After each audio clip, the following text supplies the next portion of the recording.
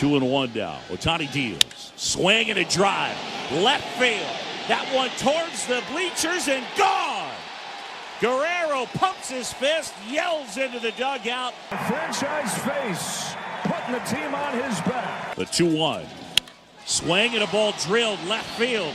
Going back is Straw. He's there and he makes the catch. And the Blue Jays have tied this series. After the gut-wrenching loss last night that might have just wiped a lesser team off, the Blue Jays bounce back. Good morning and welcome into the Fan Morning Show. James Boyd, Kevin Bowen, Mark Dykton, Jeff Rickard, Shohei Ohtani, Vlad Guerrero Jr. No Pacers game last night. The Colts were off yesterday, settled in for a nice little fall classic game. Game 4 of the World Series last night. Shohei Ohtani trying to pitch. Usually you would say, James, on 4 or 5 days rest, sometimes 4 days this time of year, but trying to pitch on 5 days rest, but coming off an 18-inning performance that went well into the night where he was on base 9 times. He looked, I thought, a little bit tired last night, made one mistake early in the game to Vlad Guerrero Jr., and like Shohei, Vlad doesn't miss if you make a mistake, and all of a sudden Toronto was off, not so much to the races. They took a 2-1 lead. They end up winning 6-2, but Ohtani didn't look as sharp last night, and that's completely understandable, I thought. Yeah, I guess he's human. That was my biggest takeaway from yesterday. Yeah, that's how that looked last night. So it was a fun game to watch. Kevin, I don't know if you spent time with the family last night or watched Major League Baseball, but it was kind of nice to just have baseball, and I eased back into the easy chair last night, and the dog and I just hung out and watched the little fall classic. Yeah, and I honestly think this is probably one of the more competitive World Series we've had in a while. I mean, we're guaranteed to go 6, with it now being 2-2. Is there any doubt we go 7? I mean, just it has that feel already to it, and I think within the 4 games they've been really competitive. So Toronto's star got front and center last night with that 4th inning shot from Vlad, and then they kind of broke it open there in the 7th. So yeah, 2-2, and I think we're back to the game 1 starting duel tonight. I believe it's Blake Snell and what's his name? Your Savage, or however you say his name. Savage, yeah. Yeah, the guy who's come up from single A here this Savage season. With a y, so. Yeah. So, yeah, coming back up to the game 1 starting duel tonight. Yeah, I'm looking forward to it. And like I said, we have so much going on around here. There's always something going on. There's always a game or there's something happening. It doesn't happen very often, and I like having all of our local stuff. That doesn't bother me at all. But it was nice just to worry about one game and one game only and not have to really have a rooting interest in it. Just watch it for the sake of watching great baseball. Mark, you watch baseball almost every day during the season. This has got to be heaven for you. I know you'd like the Cubs to be there, but it's fun to watch 2 teams that you're fairly neutral on just slug it out. I'm a fan of greatness, and Vlad Guerrero Jr. and Shohei Ohtani are greatness all together. So I enjoy watching them, and it's been a very fun World Series so far. I appreciate that it's not going till 3 a.m, so I was locked in yesterday, but it's been a very good World Series. I'm still pulling for the Blue Jays, but the Dodgers are very, very good, so I don't know which way this is going to go. Well, it's been a lot of fun to watch. I know we've got more of that tonight. We've also got a lot of college basketball on tap tonight as well. Butler's going to be playing at home against Indiana State, the Fighting JMVs, or the Sycamores, as you like to call them. Will be going up against Butler. That one will tip off at 7. We'll have that one on beginning at 6:30 over on Fuego. Listen to the Butler, because we've got the Pacers coming up with a airtime of 8 p.m. tonight. They will be in Dallas. We had a conversation with Rick Carlisle yesterday. Kevin, what was your take on early morning out in Dallas, Rick Carlisle, and what he has got to put together? You talk about a tough puzzle to try and piece together for him right out of the gate. Who's going to be healthy? Who's going to be my starting 5? How's this even going to work? I imagine he's just going to be throwing lineups out there to see what sticks tomorrow night or tonight. Yeah, I can't imagine many times Rick Carlisle has ever had a guard workout 5 days into the NBA season, and that guard workout might be your starter tonight. But that was the reality of Mac McClung winning that workout. So, yeah, if you missed that, Rick Carlisle, join us at 9 o'clock. Maybe we'll play the McClung piece coming up here in a little bit. But, the injury situation, once again, is lengthy. I did not like at all seeing Obi Toppin stress reaction in the foot, going to be out at least a month. So you look at the month of November, I want to say 15, 16 games. So now you're talking, a fourth of the season, if that, verbiage of at least a month is right. And In NFL world, James Boyd, when I hear week to week, that usually means multiple weeks. And that was the label offered for Benedict Mathurin yesterday with a right toe sprain. Yeah, I believe Miles Turner had a stress reaction in his left foot.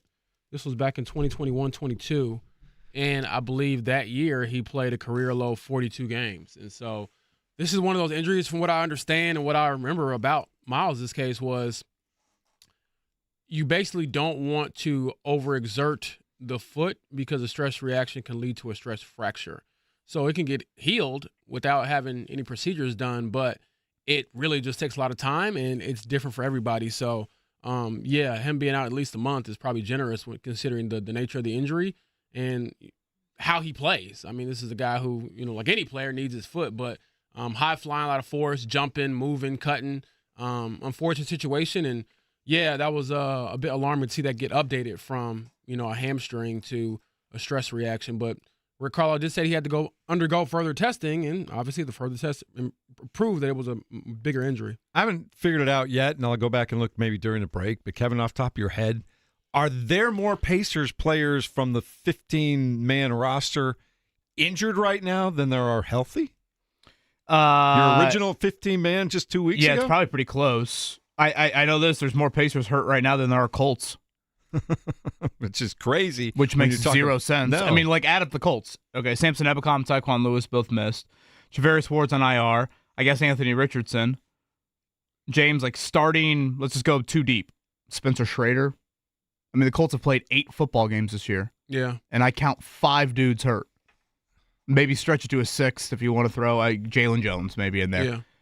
The Pacers have what? 8 guys listed? Yeah, 7 or 8. I mean, it's amazing. I mean, the Colts have had more guys hurt and warm up. I mean, it's just it's insane where the Pacers are at from a health standpoint right now. I do think there is one particular Pacer that they really, really, really need right now, who is healthy, and B, what a great opportunity for him. So maybe we can get into that as the show moves along, because probably anyone's guess as to how they'll handle point guard and even handle center here tonight. It will be Cooper Flagg and the Dallas Mavericks. They are a 7-point underdog. Mavericks, one of the bigger lineups in the league. It's something Rick talked about with us yesterday. How the Pacers will look lineup-wise could have a little bit of dependence on exactly how much size and height that Dallas has. Obviously, Anthony Davis been their best player this year. Yeah, Riles checks in early on the fan text line at 239-1070 and says, like a lot of people have the last couple of days, they want to know, do you think we can chalk these injuries up to all of them playing so much longer last year than they've ever played before and not getting enough recovery time this summer? I don't know, maybe, but they kind of... Maybe Rick Carlisle has an answer to that we could play coming up in a bit. Yeah, so stay tuned. Rick Carlisle will talk about that, but I think everybody always wonders how many games are too many. You throw in what? Between 4 and 6, I think it's usually 4. You can play up to 6 preseason games if so you now want we to. should load manage NBA players? Is that what we're saying? No, I'm just asking the question. No? You Okay. went to the last game of the season. It was worth it. Yeah, I'm fine with that. But is there a point where the body's like, hey, uncle, I don't know. Jordan used to show up and play 82 games a year, and nobody played more basketball in the 80s and 90s than he did. Of course, that's a unicorn, too. So I don't know. All right, so we'll check in on all of that. We'll hear what Rick Carlisle has to say about those things coming up in a few minutes. We got the World Series last night. Pacers back on the floor this evening. College basketball is close to moving out of the exhibition phase of the season as we get closer and closer to November. And then we have that golden spot in the next week or two where you got Major League Baseball, college basketball, college football, NBA, NFL. I feel like I'm leaving something out, but who knows? There's lots of stuff going on. We'll talk about all of it in a moment as we continue. 93.5 and 107.5 The Fan.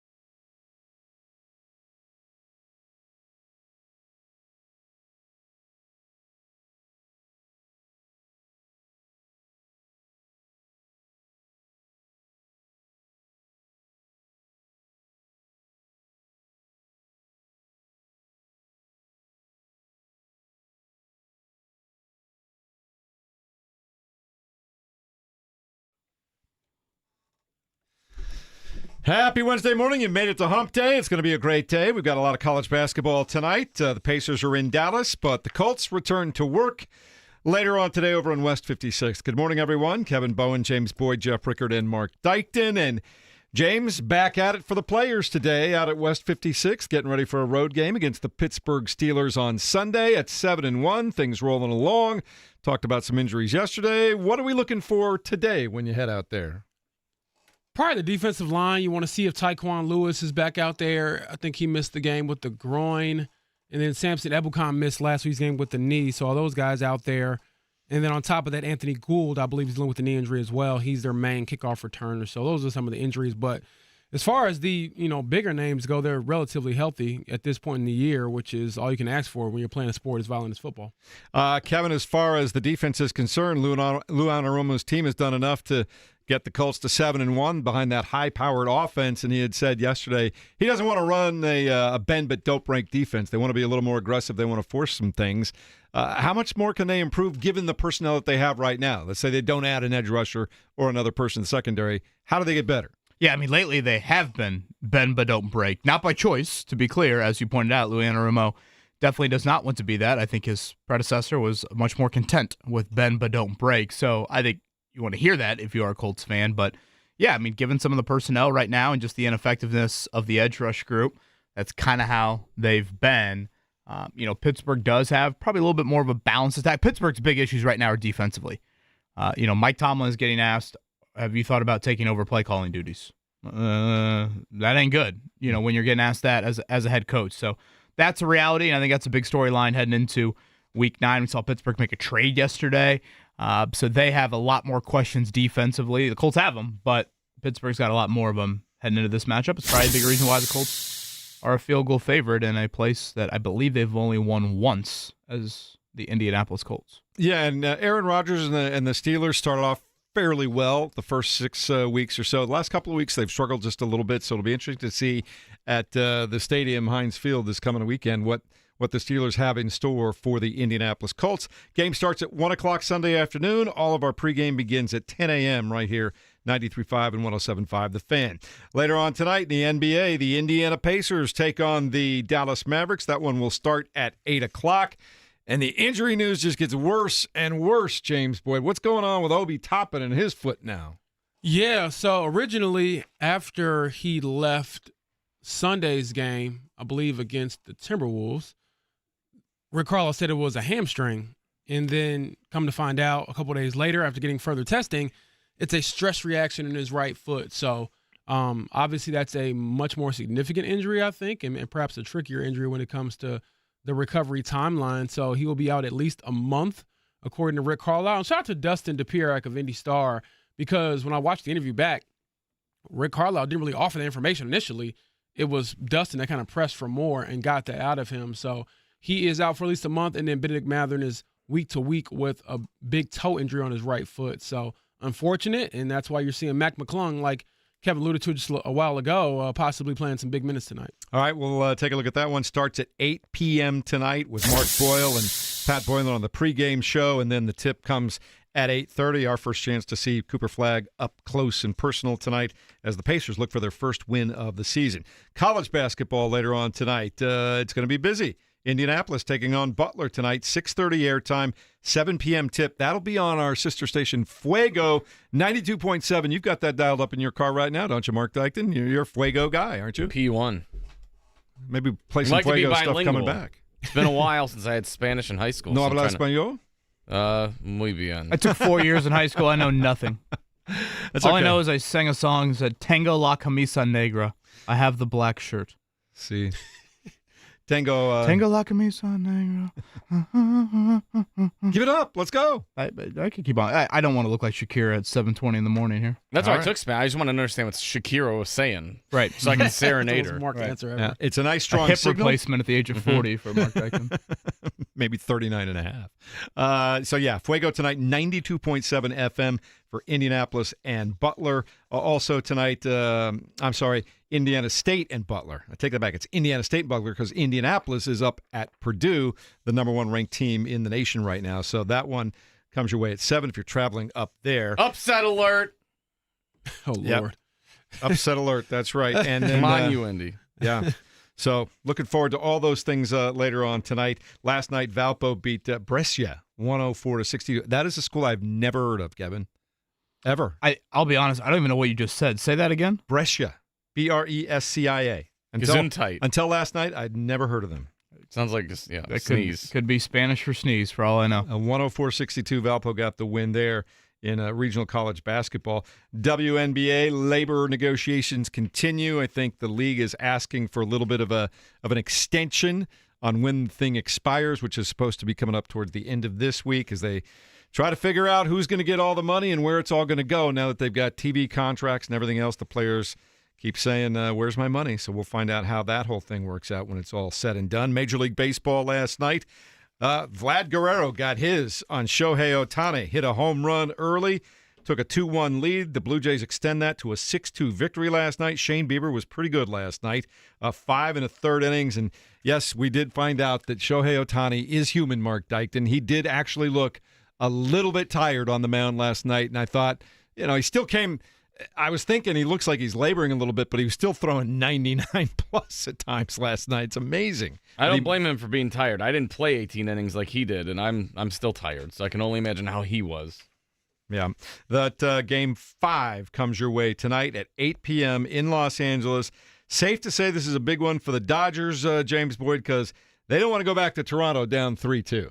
No, not at all. But at the same time, like Kevin said, this is a World Series that's giving us a little more theater than in a couple years past, so I'll take it. All right. NBA last night, a couple of scores I want to tell you about. Interesting game for us. The Milwaukee Bucks beat the New York Knicks 121-111. Giannis Antetokounmpo had 37 points, but it was a fairly quiet night for Miles Turner last night, who only made one field goal in 30 minutes of play. He did come down with 8 rebounds, but they're probably looking, Kevin, for more than 5 points and 8 rebounds from Miles Turner. Yeah, he has shot it awful so far with the Bucks. I think it's like 30% from the floor, 20% from three. So I was saying to Mark yesterday, James, it might be good to get Eric Name on here to end the week because Miles Turner and the Pacers, that will be Monday here inside of Gainbridge Fieldhouse. Typically Mondays are reserved for, Colts recap. So Eric Name, who we had on during the Bucks series last year, James's colleague at The Athletic, I think he's been all over the Miles Turner story from the Milwaukee side of it. Milwaukee is off to a 3-1 start, so that might be a good guest to get on, maybe even tomorrow here before that, I would say, chorus of booze rains down, certainly on Miles Turner. A couple of other national notes that I want to talk about. The fallout continues from the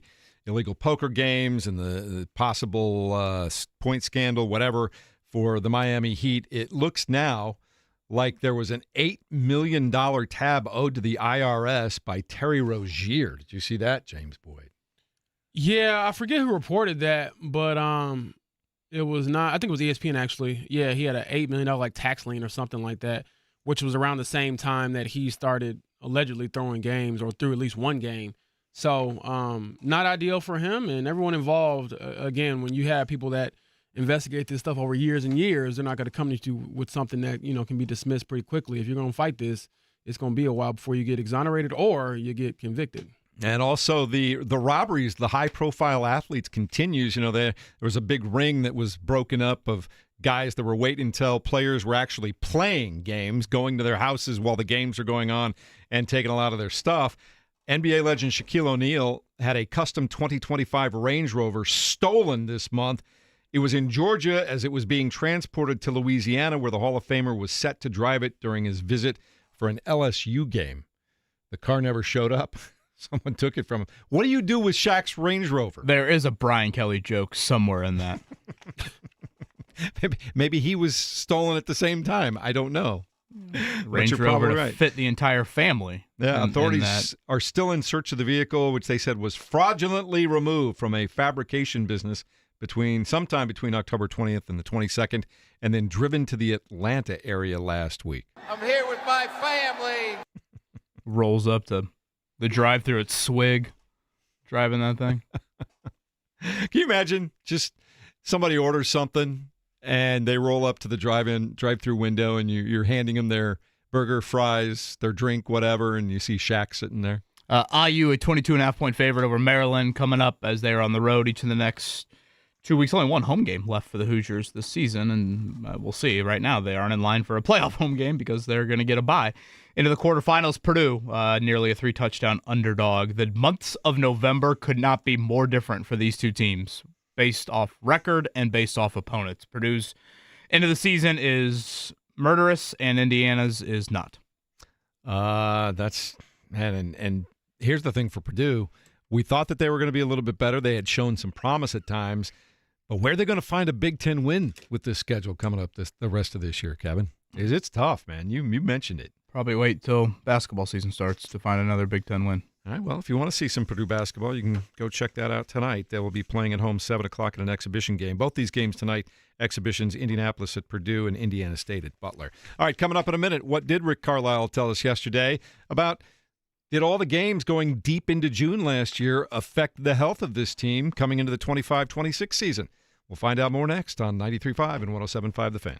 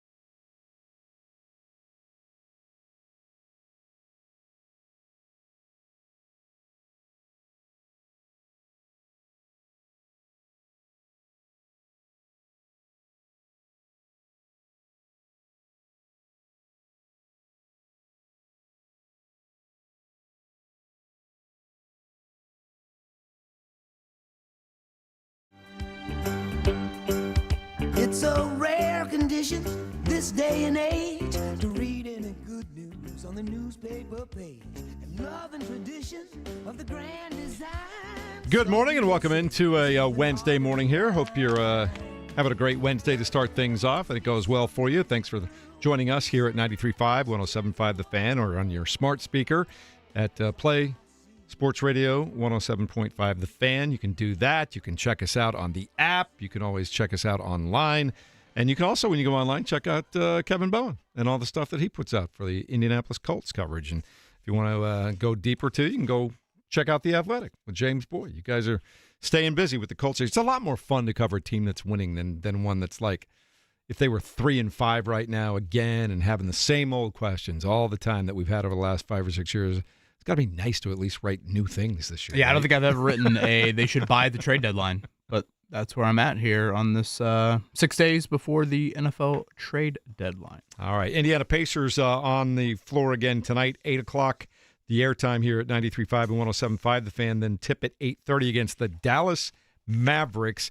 James Boyd and Kevin Bowen had their weekly conversation with Rick Carlisle yesterday, and we've been getting a lot of questions on the text line, Kevin, about whether or not all these injuries to start the season, could they be traced back to all the games that the Pacers played last year going to the very last Game 7 of the NBA Finals? What were your thoughts on that as you were getting ready to ask that to Rick? I mean, I'm wearing a Tiger Woods hat today, not a medical hat for a reason. There's nothing I'm less educated on than anything medically related. But in terms of my general thoughts before, Rick hit on it yesterday, I thought, okay, maybe the hamstring injuries you can point to.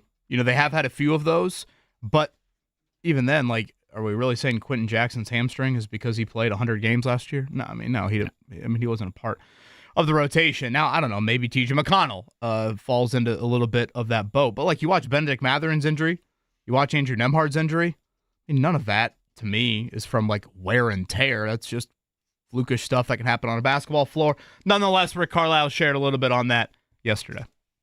Not like this. I mean, we went through the brawl stuff, and we were very depleted as a team during that, and we had to bring in a lot of reinforcements, and there was a lot of stuff going on with suspensions at that time. So we actually had less players available in a few of the games at that time. But this is different. I think one thing you can surmise from this, looking at us and Oklahoma City, I think Oklahoma City has 7 guys out, or did, leading to last night. They played Dallas last night.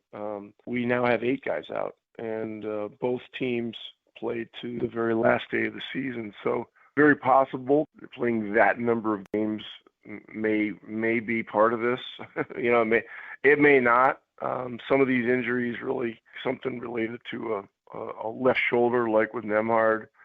You can't really trace that to playing a lot last year and having a short summer, but Ben stepping on a guy's foot in Memphis, that's bad luck, certainly more than anything. But it's an interesting coincidence.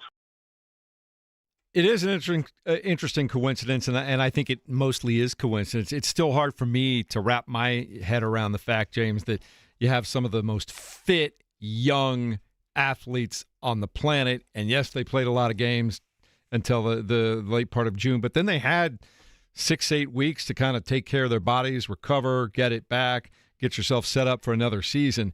It's just hard for me to imagine that has a direct correlation to a bunch of injuries right now. Like Rick said, stepping on a guy's foot, the shoulder thing, not so much. Hamstrings, I don't know. Like Kevin said, I'm not the medical expert, but it just doesn't seem like guys that are in their 20s for the most part, early 30s at the latest, all of a sudden it's going to catch up with them after they've had 6 or 8 weeks to kind of get their body right again. I think it's just bad luck, man. It happens to a lot of teams in this league, unfortunately. It just feels like it's the Pacers' turn. But at the same time, they're not going to cry over spilled milk. And I can also throw every other cliche out there as well. I just think that with this team and the way they're coached, they're going to just have to suck it up and figure it out. Because at the same time, there is no sympathy. And what did Rick Carlisle say? There's no panacea, being offered, no medicine, no cure for those who didn't catch that word, because I had to look it up myself. But, I think my excitement, like I alluded to yesterday, and earlier this week is I would probably just lean more into, okay, Jarris Walker, how are you developing? Hell, Mac McClung, can you just dunk on somebody tonight and give me a little juice there and see if you can run the offense? He's someone who's got a unique backstory, so can he stick in the league? But I'm looking more towards development more than anything, especially early on, considering the amount of injuries and how long guys are going to be out. I guess it's fortunate news that according to, I believe it was Dustin, that he reported in Indy Star yesterday that Andrew Nembhard is back on the court doing a little bit of work. Don't know what that means as far as his status moving forward. So that seems like it's less of a major injury, just something to monitor there. So that's a positive. But yeah, it's the vibes are certainly a lot different than they were just 4 months ago when you're competing for everything in the Game 7 of the NBA Finals. And for me, I think it's Walker, James. I mean, that is the one that individually, what an unbelievable opportunity now he is being given very early in the season. He already had. I have a question for you about that, actually, too. Ooh. I think the thought was he was already going to have a decent opportunity, with Benedict Mathurin sliding into that starting lineup, maybe be more of a lead guy with the second unit. You go back to opening night, I thought he made a couple tough shots there deep in regulation and overtime to help you stay in that game against the Thunder. But now, even if you don't view him as a starter, which, who the hell knows what the starting lineup's going to look like, I mean, right now, you might say Jarris Walker is your third best player? Pascal Siakam, Aaron Nesmith, and Jarris Walker? Like, is that where you would go right now with, again, I mean, Ben Shepherd? I don't even know how you would rank that. So I just think it's a huge opportunity for the third-year pro out of Houston. So my question is, what is Jarris Walker's role, number one, because I feel like we talk about this every year, and we're like, he's kind of in between. But then two, is it easier or is it harder for him to find his role when you're down so many guys? Because everyone keeps saying he has more opportunity, but I feel like that's more opportunity to perhaps be more confused. Like, what do you want him to do? Ideally, without these guys in the lineup, is it the same thing you want him to do with them in the lineup? So what does that look like to you? I think that's the hardest question about this entire season. Let's just start there. Everything. Good point. Because with Tyrese Halliburton, Benedict Mathurin's role is different. Andrew Nembhard's role is different. That's true, but this All is of like... it. Yeah. Roll the ball out there. Hey, Jarris, you can run the point. You can play center if you want to tonight. We don't have any players. Yeah, it's probably a little... With this current iteration, it's probably a little bit more offensively minded. You still have Nesmith and Siakam. Right. So, theoretically, when you're playing, great wings... Nesmith would largely get the first call on that. Now, maybe you want to alleviate some of the stress on Pascal Siakam right now, which would probably be wise. So maybe Jarris takes on more of that second kind of wing defender role. But offensively right now, you need him to be a 16, 18-point night guy. I mean, that's just where you're at from an available body standpoint. I think it's really hard to sniff an accurate judgment on the Pacers until Andrew Nembhard gets back. I mean, who's the starting point guard tonight? Maybe Max McClung. I was like, what are you going to do? Listen to what Jeff just said. Mac McClung, but yeah. Maybe Mac McClung. I mean, 48 hours ago, you would have been like, wait, what? Is there a dunk contest on Halloween night in Indy? What is Mac McClung doing here? And now he could be, your starting point. Maybe it's Ray J. Dennis. Maybe it's Ben Shepherd again. So maybe it's point forward Jarris Walker. So, James, it is a good question because I think there are some people out there that are like, screw it, just have Jarris, be a little bit of a point forward. I don't know if that's necessarily the route you want to go, but again, can he provide some consistent scoring for you? Because right now you just desperately need it. Well, the schedule is what the schedule is this time of year. It's fairly unrelenting, right? They're on a road trip right now. They've got Dallas tonight, and that's your first chance to see kind of Cooper Flagg and some of the other things that are going on there, obviously. But it just doesn't get any easier because you got Atlanta on Halloween, night after next. That's going to be at least at home. Then they play Golden State the next night. So you do come home, but then you immediately have back-to-backs. And then you get a day off before you play Monday at home against Milwaukee, another day off before you play Wednesday against Brooklyn, and then it's back out on the road for 4 or 5 straight. That schedule is not conducive to guys trying to hurry up and get healthy and mixing and matching and plugging guys in, James. Yeah, and I got beef with Steph Curry because how dare you come to the state of Indiana, your one time you play here, and I have to go on the road for the Pittsburgh game. He should have consulted with me and kind of with the NBA and rescheduled that game. I'm like, I look forward to seeing him and the pandemonium. And I told you all, it's kind of like I would liken the fanfare we see for him to Caitlin Clark, LeBron James, and others. But yeah, getting back to your point, Jeff, I think that's every team, especially in the NBA. I think when I cover the NFL for so long now, about 4 years in, you get used to the one game a week, but the NBA is just not like that. It's relentless. And so you can look at any point in the schedule and say, when is a guy's going to get healthy? And the reality of the matter is you're not really supposed to. I mean, the schedule is a schedule, and they make it months in advance, and the idea is that you're going to go out there and play. So we could debate about, whether or not the schedule's tough or forgiving, or if it's, 82 games is too much. And I know MJ talked yesterday about load management on NBC and all those things, but the reality is this isn't a team that load manages or is soft or trying to, not give the fans the right product. It's just an unfortunate situation that continues to pile onto itself, and it's a bit of an avalanche right now where, even with Rick, I didn't get a chance to ask him this yesterday, perhaps later this week when I see him at the game Friday. It's just, what's the balance of we're trying to build something here this season versus we're just trying to tread water and kind of keep our heads above water. One thing to note on the Steph Curry front, Golden State, no back-to-back before that Pacer game. So I know I'm probably speaking to a lot of parents with youngish kids out there that are in the building to see Steph Curry play basketball, or just, frankly, James Boyd's of the world that go there to watch Steph Curry play basketball. No back-to-back for Golden State that Friday leading into Saturday. So for Steph's only trip here, I feel like it was last year, maybe it was the year before that, he missed that game. So that is good news on that front. Can I ask you guys a question that I don't want to answer, so I'll ask it and then turn my mic off? If nothing else, we'll defer to Mark Dykton, and the Mr. Wisdom over there will I'll give you some. have all the answers. Who's the best college basketball or football coach in the state? Matt Painter. So you're putting it all together? Best college coach in the state, I guess. I'd still go Matt Painter. He's done it for a long time.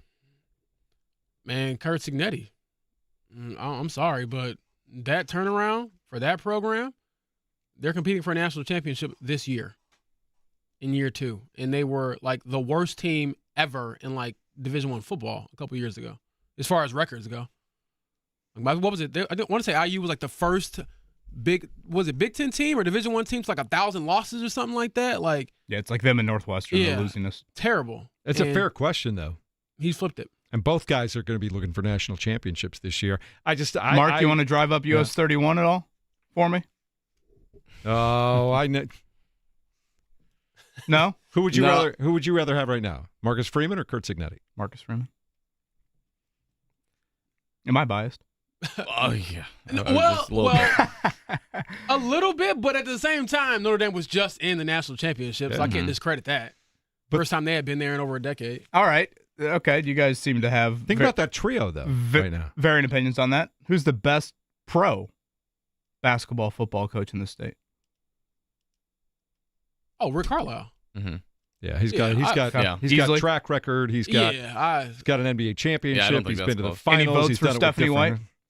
Nah.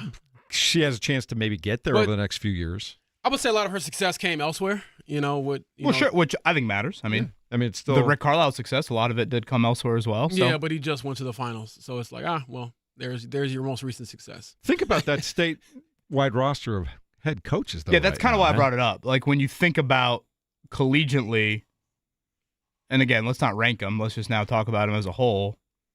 Painter, Signetti, Marcus Freeman. Marcus Freeman will be last on that list if we're ranking them, by the way. You think about the pro. Out of spite or out of honest? I'm just letting him know. Yeah, no, don't rank him out. We're ranking him. He's third, but go ahead. I thought you said Rick Carlisle just went to the finals. Didn't Marcus Freeman just play for the national championship? Rick's also got a ring, doesn't he? Didn't Rick Carlisle go last year? Didn't Marcus Freeman go last year? Doesn't Rick have a ring? But in comparison to the other two on the list, where does Stephanie White just went? Conference finals? So when you think about pro, Steichen, Carlisle, White, I mean, it's insane that our state has that. I mean, those 6. I mean, if you asked it just league-wide, how many NFL teams would want Shane Steichen? How many WNBA teams would want Stephanie White? How many NBA teams would want Rick? Same thing for, the college world. I know he did it with Signetti a few weeks ago. How many college programs would take Kurt Signetti as their head coach? Same thing with college basketball and Matt Painter. Same thing with college football and Marcus Freeman. Like, our state has, in those respective sports, the best, if not one of the best. I mean, that is wild.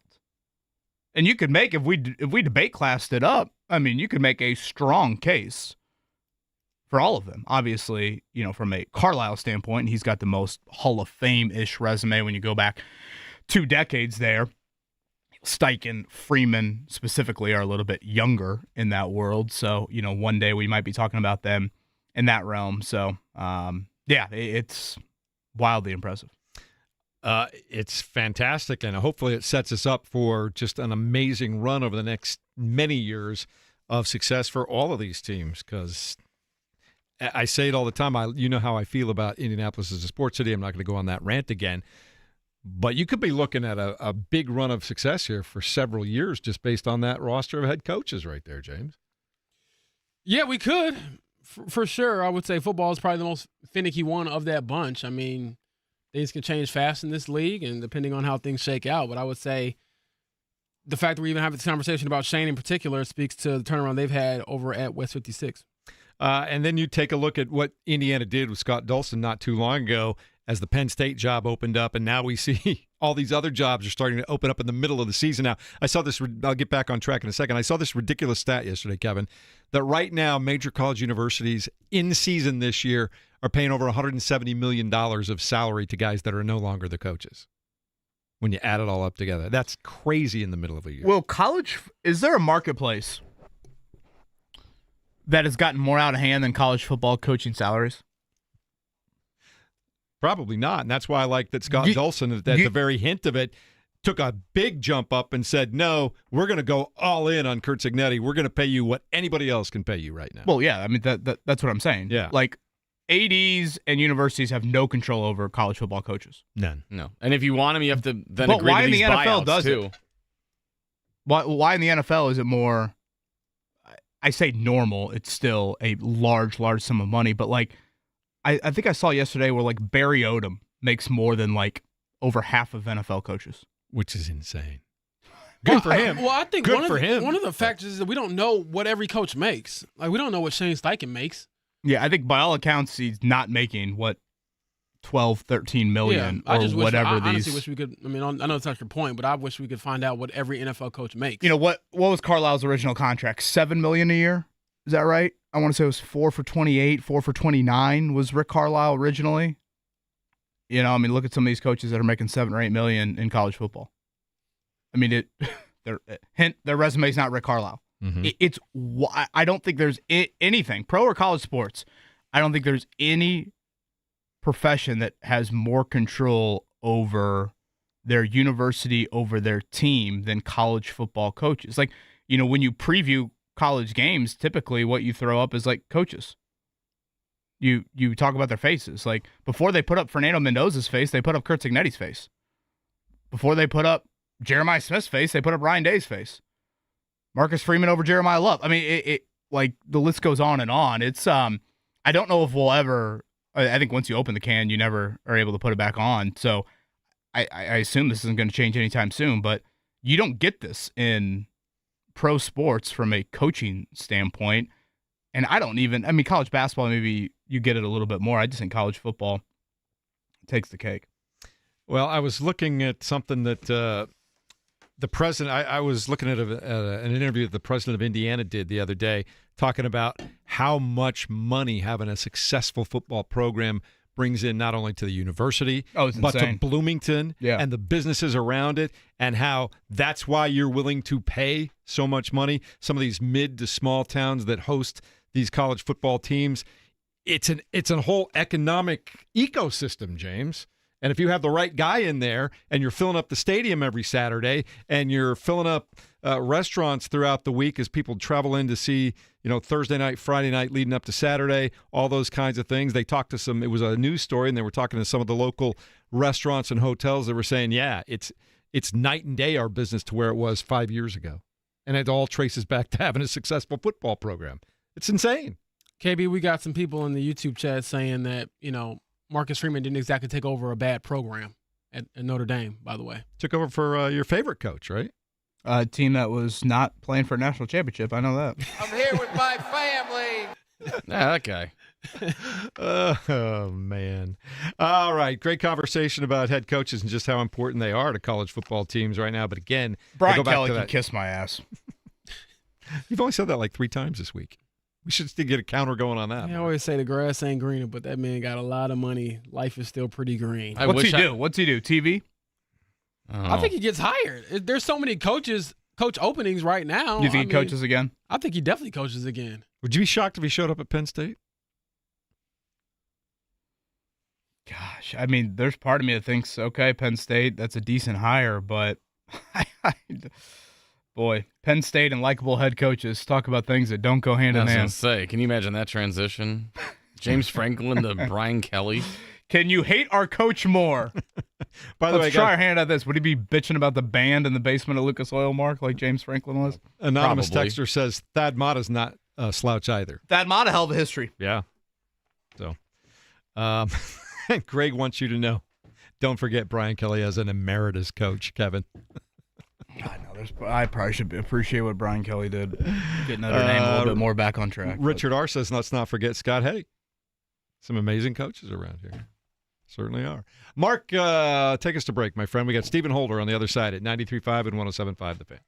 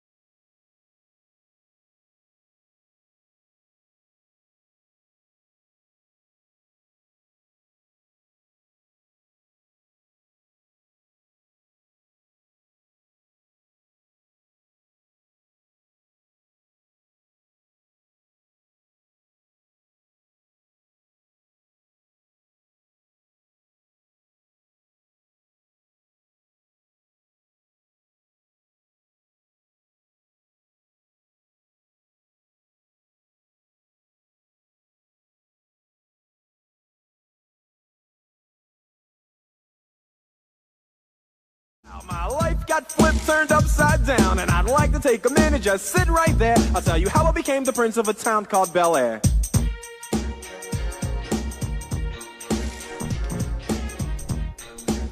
Haven't heard that one for a while, Mark Dykton. Mark, are you cooking something up with these reentries We're today? doing TV theme songs, best TV theme songs. So we had Family Matters already, Fresh Prince of Bel Air. Family Matters had me moving a little bit. God, back I there love that theme song. That's such a great show. 7:30. Yeah, Is there so- any particular reason why? Nope. Just I was thinking about it for a while. I'm like, oh, it would be fun just to do like re-entries of like awesome TV show intros. So I'm like, today's the day. We're doing it. Can I put in a request for later on? Sure. Which I Love Lucy theme do you want? Come on, Magnum P.I. Okay. It's one of the great ones right there. He said, I love Lucy. Dude, you would think I'm like 117 I was or curious something. what stereotypical old show Mark was going to name, and I Love Lucy checks out. Crazy. Stephen Holder, what's your all-time favorite TV theme? I know you've got one, my friend. Oh my God. You know, I don't know that the song was really all that big a deal, but when I was like 8 years old, when the theme song for Chips Patrol came on, I was like, I lost it. I was like glued to the TV. So I think I wanted to be Officer Punch when I was like 7 years old. So I think we all did. James has no idea what we're talking about. I was going to say, look, I was going to let you Estrada, baby. just keep it going. I was going to lay low, but since you put it out there, I have no idea what you mean by Officer anything. Your dad definitely watched that show. There it is. There it is. Oh, no. This is classic late 70s this stuff this right show here. started in the 70s. I did Right. not watch it in the 70s, to be clear. I was about to say, how old are I you? probably You saw lying it to in me? I probably saw it in like 1982. So anyway, whatever. So such is the effect of that show, though, when you watch it as a young person or a kid. My son and I were in Los Angeles week before last, and every time I would see a state highway patrol motorcycle on the freeway there, all I thought was, hey, I told my son, and he looked at me like I had three heads. Hey, there's Chips right there. And he's like, what are you talking No, about, listen, man? the Colts had an escort coming into the stadium, and it was Chips. It was Officer Punch on the motorcycle. I love it. It was a full circle moment. Anyway. Stephen Holder, ESPN.com, joins us on the Payless Liquors hotline this morning. The 7-1 Indianapolis Colts. I'm just going to throw that out there and let you pontificate. The 7-1 Indianapolis Colts, Stephen.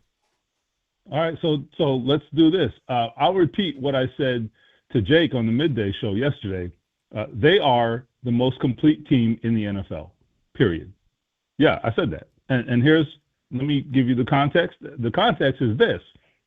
Obviously, there's no weaknesses on their offense. I mean, they're not even really a team that's built around the quarterback, even though no one is taking any credit away from Daniel Jones, obviously, right? But they are perfectly built. You can't stop the run. You can't stop the pass. You can't seize on any one guy. So pretty impenetrable there. Defensively, I think they're going to continue to get better. I don't look at this team and say, well, let me rephrase that. If they get their secondary back intact, I think that will definitely be true, right? That will no longer be as much of a weakness. And so I like what they have up front, as long as they can kind of, buy them some time to get to the quarterback with an actual secondary that's not made up of practice squad players. When this team is healthy, and it will be, this is, I think, the most complete team in the NFL. And special teams, by the way, not too bad there either. So, Steven, I do want to pivot to Jonathan Taylor, and I know you all at ESPN usually put out all these crazy stats, and there are times when I troll you in the press box because I'm like, all right, enough is enough. This is the first guy to do this on a Tuesday since the merging of Earth or something like that. And I'm like, all right, that's enough. But I would say all of us have pulled just great, simple, crazy facts. Like one of them being that JT leads the league in scrimmage touchdowns and he's on pace to have over 30 touchdowns. And if he is able to do that, he'd be the first guy since LaDainian Tomlinson in 2006 who won MVP. So all that to say, how realistic do you think it is for him to actually win that award, given that he is a running back, but two, he's on a team that's operating at a historic pace offensively? So I will say this: the last time we had this conversation about Jonathan Taylor, which was 2021, because it was a topic back then. I think his candidacy at that point was much less realistic because the team was just kind of he didn't have, at least you couldn't demonstrate that he had the impact. Here, it's a much stronger argument. Now, do I think he's going to win it? I don't, just because I think voters are conditioned to vote for quarterbacks. However, this might be a perfect storm, if there ever was one. Where's Lamar Jackson right now? Who knows, right? I mean, the guy who seems to win it every other year. Josh Allen is the current MVP from last year. Is he worthy of it right now? I would say no. Now, Patrick Mahomes is going to make a run, I have no doubt, because that's what he does. So we'll see what happens there. But, I mean, outside of that, who are we talking about? I've heard the name Drake May, which I don't hate. I really think the Patriots are putting something together, and he is playing great. And he also plays quarterback. But, all I'm saying is if there was ever a time when when a running back in today's age was going to have a shot, this is probably it. And what he's doing is within the context of the best offense in the NFL, and I think that matters a lot. So this could be a storyline. We'll see.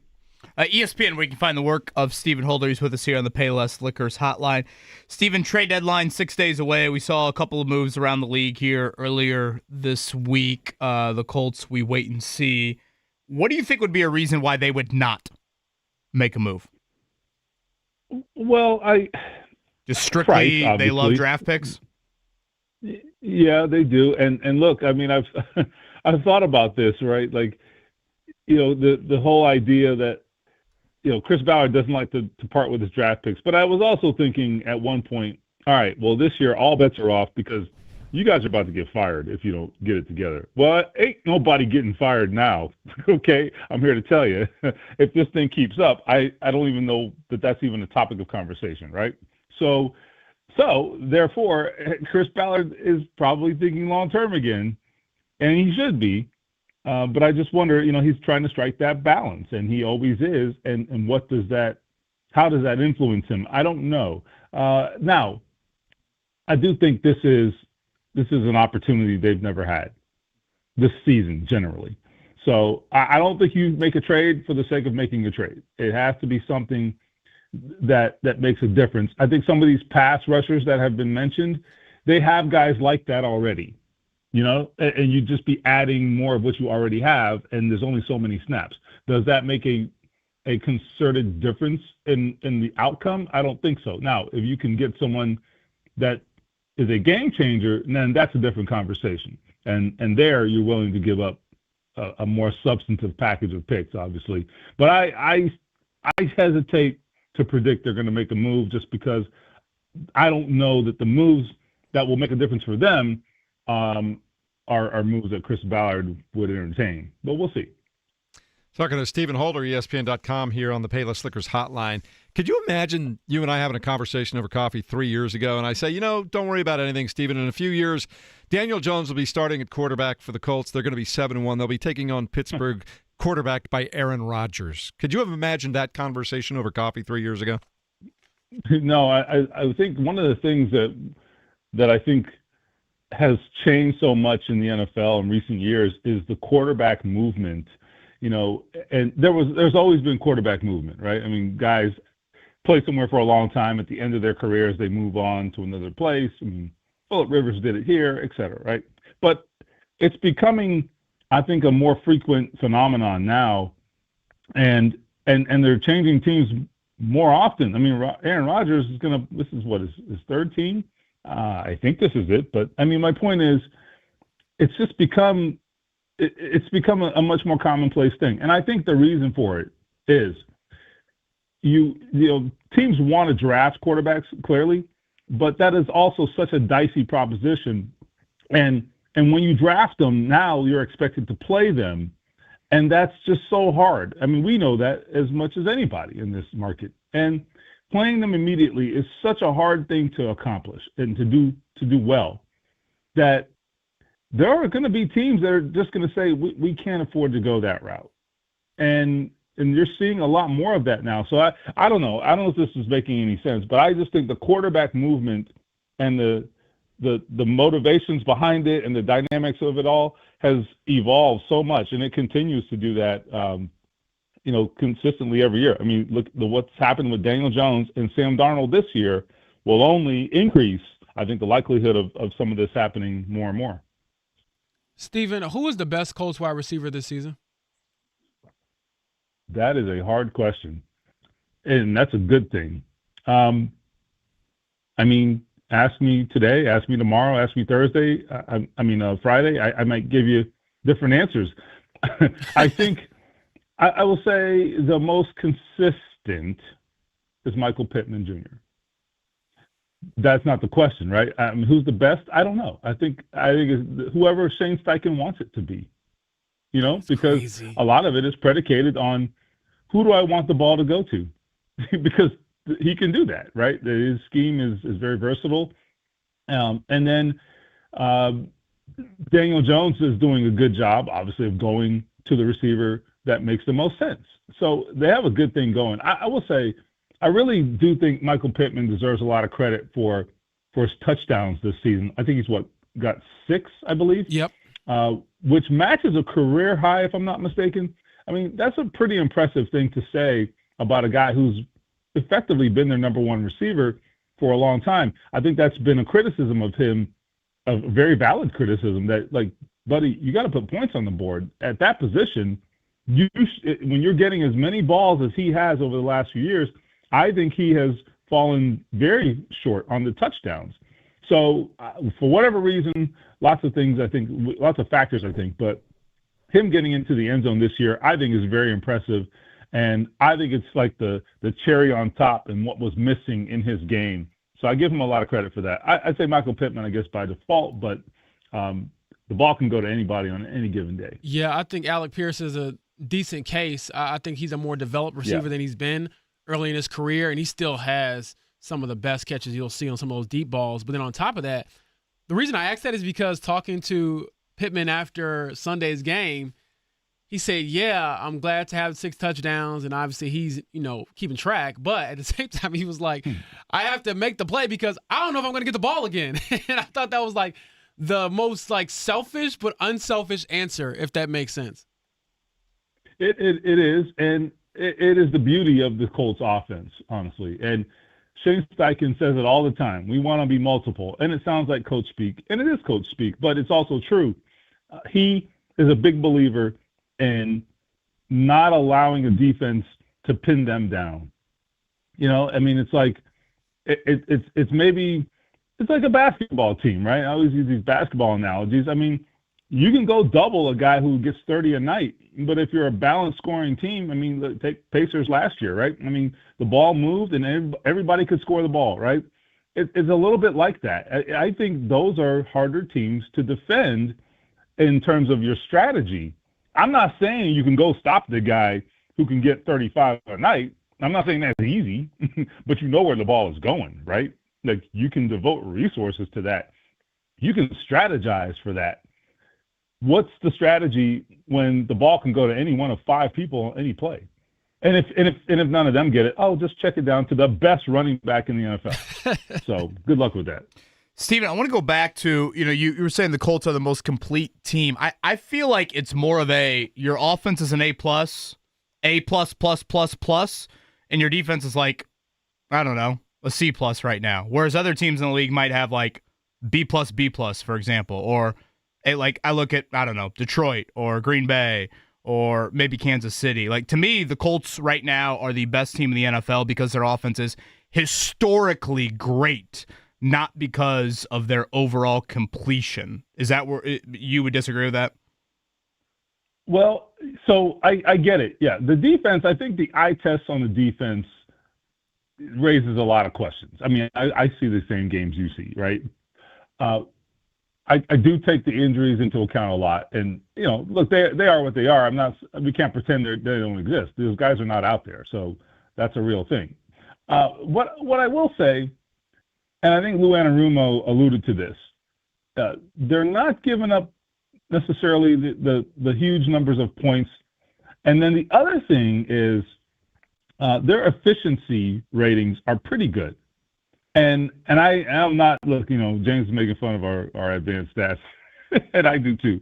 But I will say this. I think those things tend to ring true when you really look at it in reality, when you look at like who the teams are that rank high in like things like DVOA and efficiency ratings and things of that nature.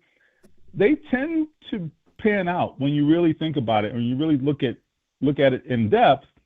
And I just think at the end of the day, like they're giving up a lot of yards, no question about it. So some of that is a product of the fact that they are leading in many cases by 3 touchdowns. You're going to give up yards when teams are throwing the ball, 40, 45 times a game, which is what they're facing, right? So I think it's a little skewed. I don't think they're a great defense, but I think they're good enough. And I also would say, look around the league, there aren't a lot of teams playing lockdown, knockout defense right now. I mean, scoring is high, all these things. So I don't know that they're like a huge outlier there. I think their defense is fine and adequate and will get better, perhaps substantially better, with some return from injuries. So, I don't know what the grade is, but I think it's worthy. They have a worthy defense, I would say. According to ESPN stats and info, Jonathan Taylor is the first player to have 3 touchdowns in a dome on a Sunday in October since, Willie Lee Smith in 1972. That's probably true, man. Look, there's no with the roof open or closed. You said dome there. I just wanted to clarify. Exactly. I'm like, is this window English open or no? Is this English for he's just good? So I appreciate you having a little fun there, Stephen. Hey, listen, there's a whole department of nerds that are really good at that stuff. So I got to show them their love, from respect. time to time. And I ain't gonna lie, I have used a couple of my stories when they fit, what I'm writing. So thank you for that. Hey, listen, those guys studied really hard in math class. So hey, let's give them their props. Yes. You got 48 hours to go find a Chips Halloween costume to answer the door in. So there you go. Okay. Those are some shorts. Sounds accepted. I was about to say you're gonna be scaring the neighbors, man. I don't want to see you on the news. Call that Lawrence PD ASAP. Oh man, I think our segment is over. All right, buddy, have a good one. We'll talk to you later. Stephen Holder, ESPN.com. One of the things when I was working at ESPN, every day you would walk in, there was probably a 10, 12-page packet, both sides of the paper, of just odd statistical anomalies like that for you to use or not use at your discretion. They had an entire statistical department, several guys working night and day to come up with stuff like that. One of my favorite, I don't know if it's a pastime, but it's like a routine after every Colts home game. Mike Chappell sits a few seats down from me, and he actually sits next to KB, but by that time, KB's usually gone, and me and Chap are in there, and Chap's always saying, I'm writing too slow. Like, what are you still doing here? We're both writing too slow. And then Hayden Clark, who Kevin knows is like the Colts stats guy. He'll walk by. Yes, shout out to Hayden Clark. He'll walk by, and then I'll see Chap hold this piece of paper up with all the little stats they give us after the game about the Colts. And he's like, I just got one little question about this thing here. And then I'll go over it, and Chap will find not like a mistake, but he'll be like, did you account for this? Is this since the team moved to Indianapolis in 1984? Is this in the Super Bowl era? Can I get a little more context here? And I'm like, that is a man who loves accuracy and loves his stats. Chap and Mike Lepresti, longtime legend in the state as a sports, honestly, nationally, as a writer. He sits a little bit down from Mike Chappell. Those two thumb through the media guide like Mark Dykton thumbs through Playboys. Those still around, physical copies? You got any of those in your basement in the shower over there? No, not anymore. Are you talking about the media guide or are you talking about the Playboys, Mark? I don't know. You tell me. No, those are long. Well, I think my mom threw those out. She found them and threw them out. Those are my WWE Diva ones. Keep them there. Mark's climbing on the waste management truck, riding it down the neighborhood to get them back. There's valuables in there. What are you going to be for Halloween as you walk the kids out there? Anything? I've got a couple ideas. Not sure exactly which way we're going yet, so we'll have to see if the Amazon truck delivers on time, I guess. We're playing that game of risk, so we'll see. One of my favorites that the boys and I did, I don't know, they were probably 9 and 10 that year, We were all Ghostbusters. That was kind of fun. That's a solid one. I was Ghostbuster growing up. I was Jim Carrey the Mask at one point. Oh, that's cool.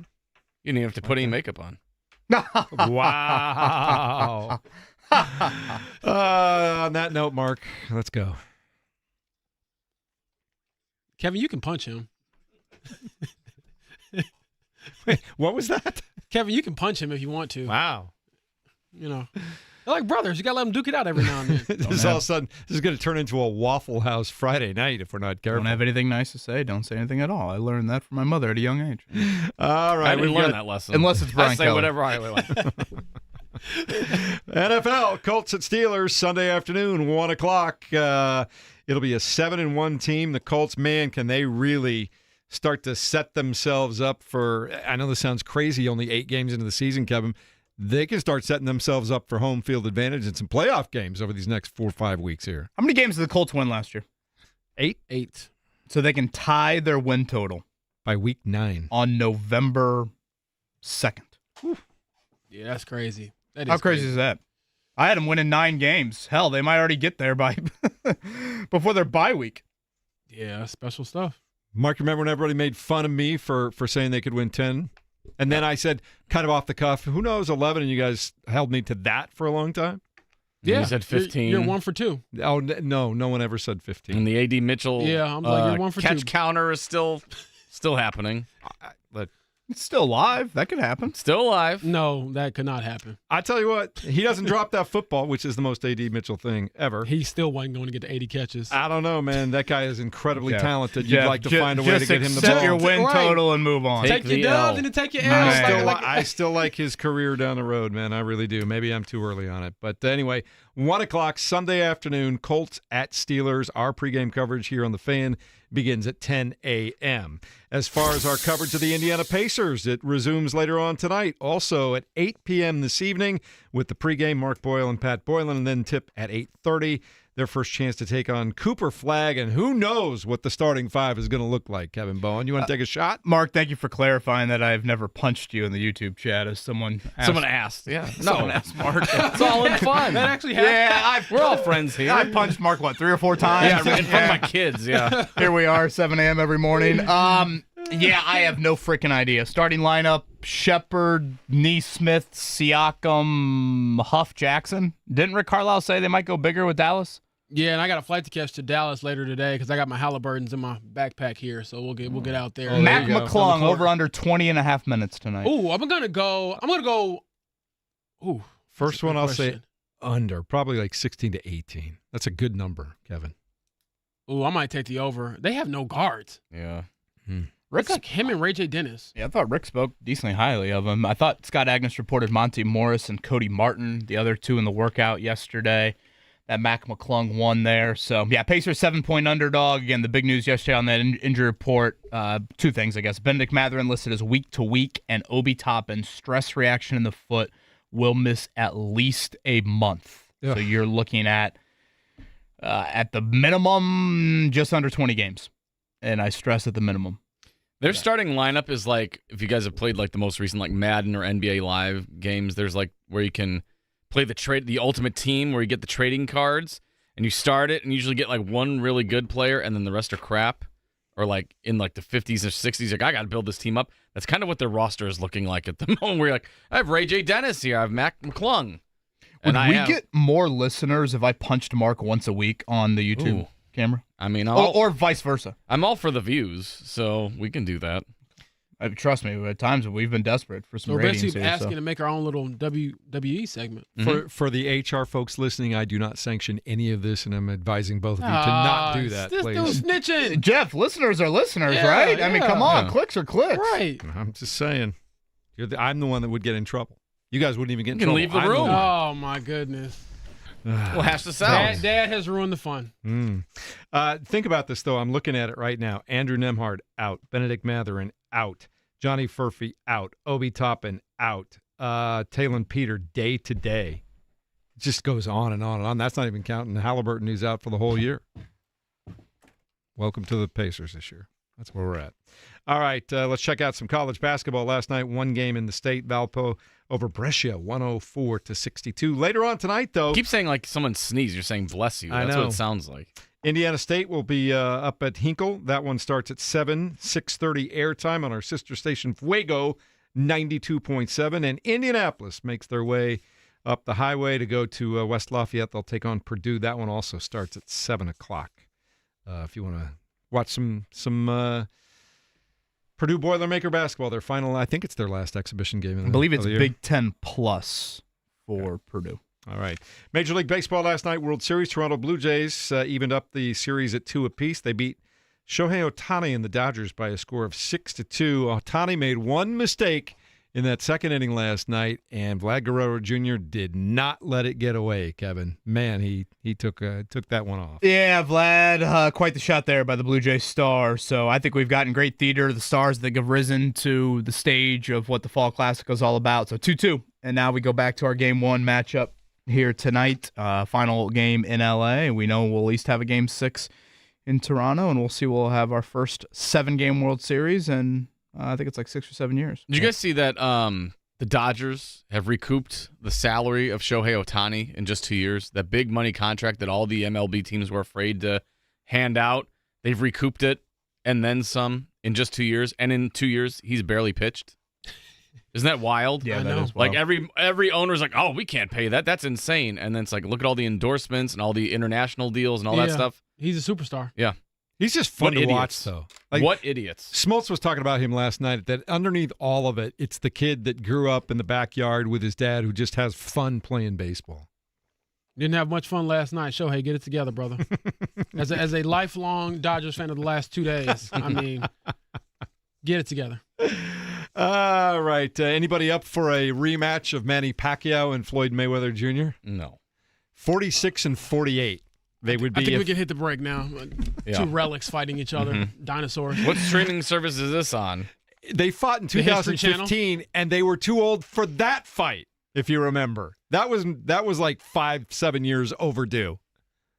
The definition of live sports is really stretching. They have to be alive. I don't think they're going to do it, but Manny Pacquiao was throwing it out there last night. So that's what's happening in the world of sports. We'll check in on the Colts again coming up in a moment, and also what the Pacers are going to do for a starting lineup tonight. Want your feedback as well, 239-1070 on the fan text line, 239-1070. We'll get to some of those as we continue here on a Wednesday morning.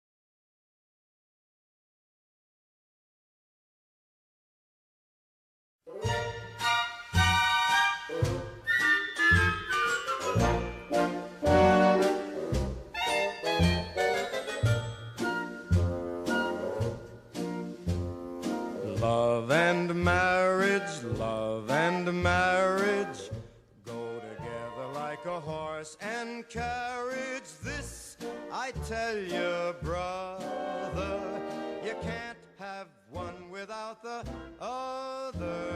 Mark, safe to say that Al Bundy is one of the great characters all time on sitcoms. Uh-huh. Man. I would agree. 4 touchdowns, Polk High. I try to be like Bluey's dad. I try to like replicate that parentship, and I turn into Al Bundy more than others. Just leave me or alone. Stan Marsh's dad, Randy. Did you ever have a chance to watch that show very much, Kevin? No, is that Frank Sinatra, Mark? It is. Frank Married with Sinatra. Children, a Yeah. 90s classic, and introduced the world to Christina Applegate back in the day. Okay, Mark Dykton, TV theme song reentries throughout this show today. Excellent. Just work. for the heck of it. I like it. I'm liking it a lot. Give us your feedback, 239-1070 on the Fan text line. Guys, the Indianapolis Colts taking on the Pittsburgh Steelers Sunday afternoon at 1 o'clock, going on the road. And what'd you say the spread was right now, Kevin? Favored by a field goal. The Colts have won in Pittsburgh one time since moving here in 1984. What was the one time? I want to say it was 08. This is Peyton Manning years. Yes, but honestly, lost several times with Peyton in Pittsburgh there. So I think it was Dominic Rhodes had a notable game. So yeah, it has not been a place. I remember Antonio Brown humping the goalpost after a punt return for a touchdown one year. I think the Colts were actually not a heavy favorite, but I think it was the other time they were favored there. I want to say it was with Luck, maybe that AFC title year.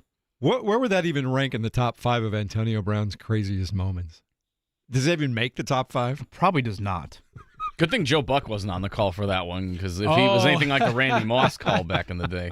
Oh, didn't he say it was disgusting? What a disgusting display. Yeah, honestly, like looking at the playback, you would think the man like literally stripped down. Yeah. All he did was just pretend to do something. Basically, what he was doing in the context at the time was every time opposing, they would take the bus there.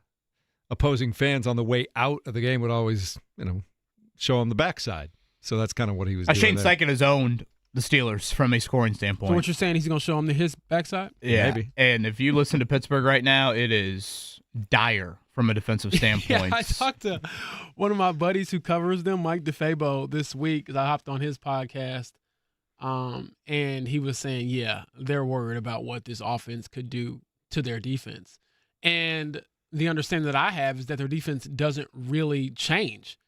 And it's probably a similar approach to what we saw from the Chargers, where they're going to play their certain style and hope that they're just better at you and executing it, but they don't really change much, according to what Mike was telling me. So shout out to Mike DeFabo. But yeah, they're not feeling good about this defense at all, when it comes to what's happening. And like you said earlier in the show, Kevin, when you're getting at questions to Mike Tomlin, hey, are you going to take over defensive play calling?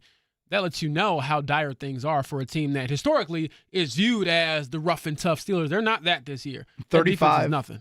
35, 30, 27. Those are the point totals Steichen has put up against Mike Tomlin, and Terrell Austin is their defensive coordinator. Each of the last 3 years, for those that watch Sunday Night Football, you saw Jordan Love completed 20 straight passes at one point. I want to say the number is, I think I looked it up, 156 straight passes without an interception by the Steelers defense here. And they lost one of their better defenders, Deshaun Elliott, in the back end. He got hurt on that huge play by Tucker Kraft on Sunday Night Football, and he is one of their key guys. So I saw the Dan Orlovsky quote earlier this week. I often look at the Steelers defensive tape and write down the note, what are they doing here? So they made a trade that's yesterday, the reality. too. They picked up Kyle Duggar, which, speaking of Mark Dykton and I in a punching match, Kyle Duggar, right? That's who traded blows with Michael Pittman Jr. a few years ago inside of Lucas Oil Stadium, I believe. Both got tossed from that game. I always thought Pittman shouldn't have been tossed, but I think, I don't know. Duggar hadn't even been playing for Mike Vrabel all that much. They gave him away for a seventh rounder and a pick swap. Yeah, he kind of fallen out of favor. So I don't know. Maybe Duggar will be playing notable snap. I mean, Pittsburgh has always, I think, kind of been this team, but they're always kind of that old team. A bunch of dudes that are, Cameron Hayward is still in the league, which is amazing. So honestly, I think the only real worry, I get that Pittsburgh's 4-3. For me, I do think Jaylen Warren is a really nice running back and can kind of impact into the passing game as well. And they have some tight ends. Oh, DK Metcalf is still a problem. Right. So, that in general is a little bit of a concern. And just don't let TJ Watt wreck it. They do still have TJ Watt. And, the Colts did a great job on Max Crosby a few weeks ago. So that sort of game plan there, because if you can limit Watt, then it should be an absolute field day for this Colts offense. Yeah. All right, coming up in a few minutes, we'll talk more about the Pacers getting ready to take on the Dallas Mavericks. We'll hear Michael Pittman Jr. talk about his running back, Jonathan Taylor, and some of the things the Colts have been doing on offense as we roll through the morning as well. Tony East going to join us at the top of the hour. I know we have lots of salary cap questions with injuries and stuff like that to ask him, see if he can help us out there. We'll do it all as we continue on 93.5 and 107.5 The Fan.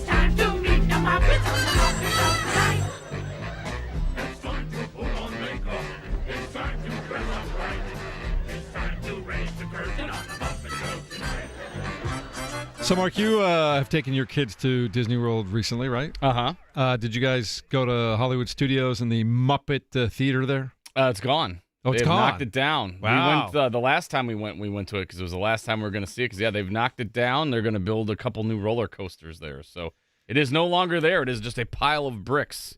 Oh man, did you do the Star Wars thing? Yes, we did that. So that was fun. Girls enjoyed it. So yeah, we did all that stuff. That little corner over there in Hollywood Studios, Tower of Terror and Rock and Roller Coaster. That's my favorite place to go. Rock and Roller Coaster is going to be a new Muppets roller coaster theme soon. And yeah, Tower of Terror's still there scaring the bejesus out of people. I think James would like Tower of Terror. Do you like heights, James? No.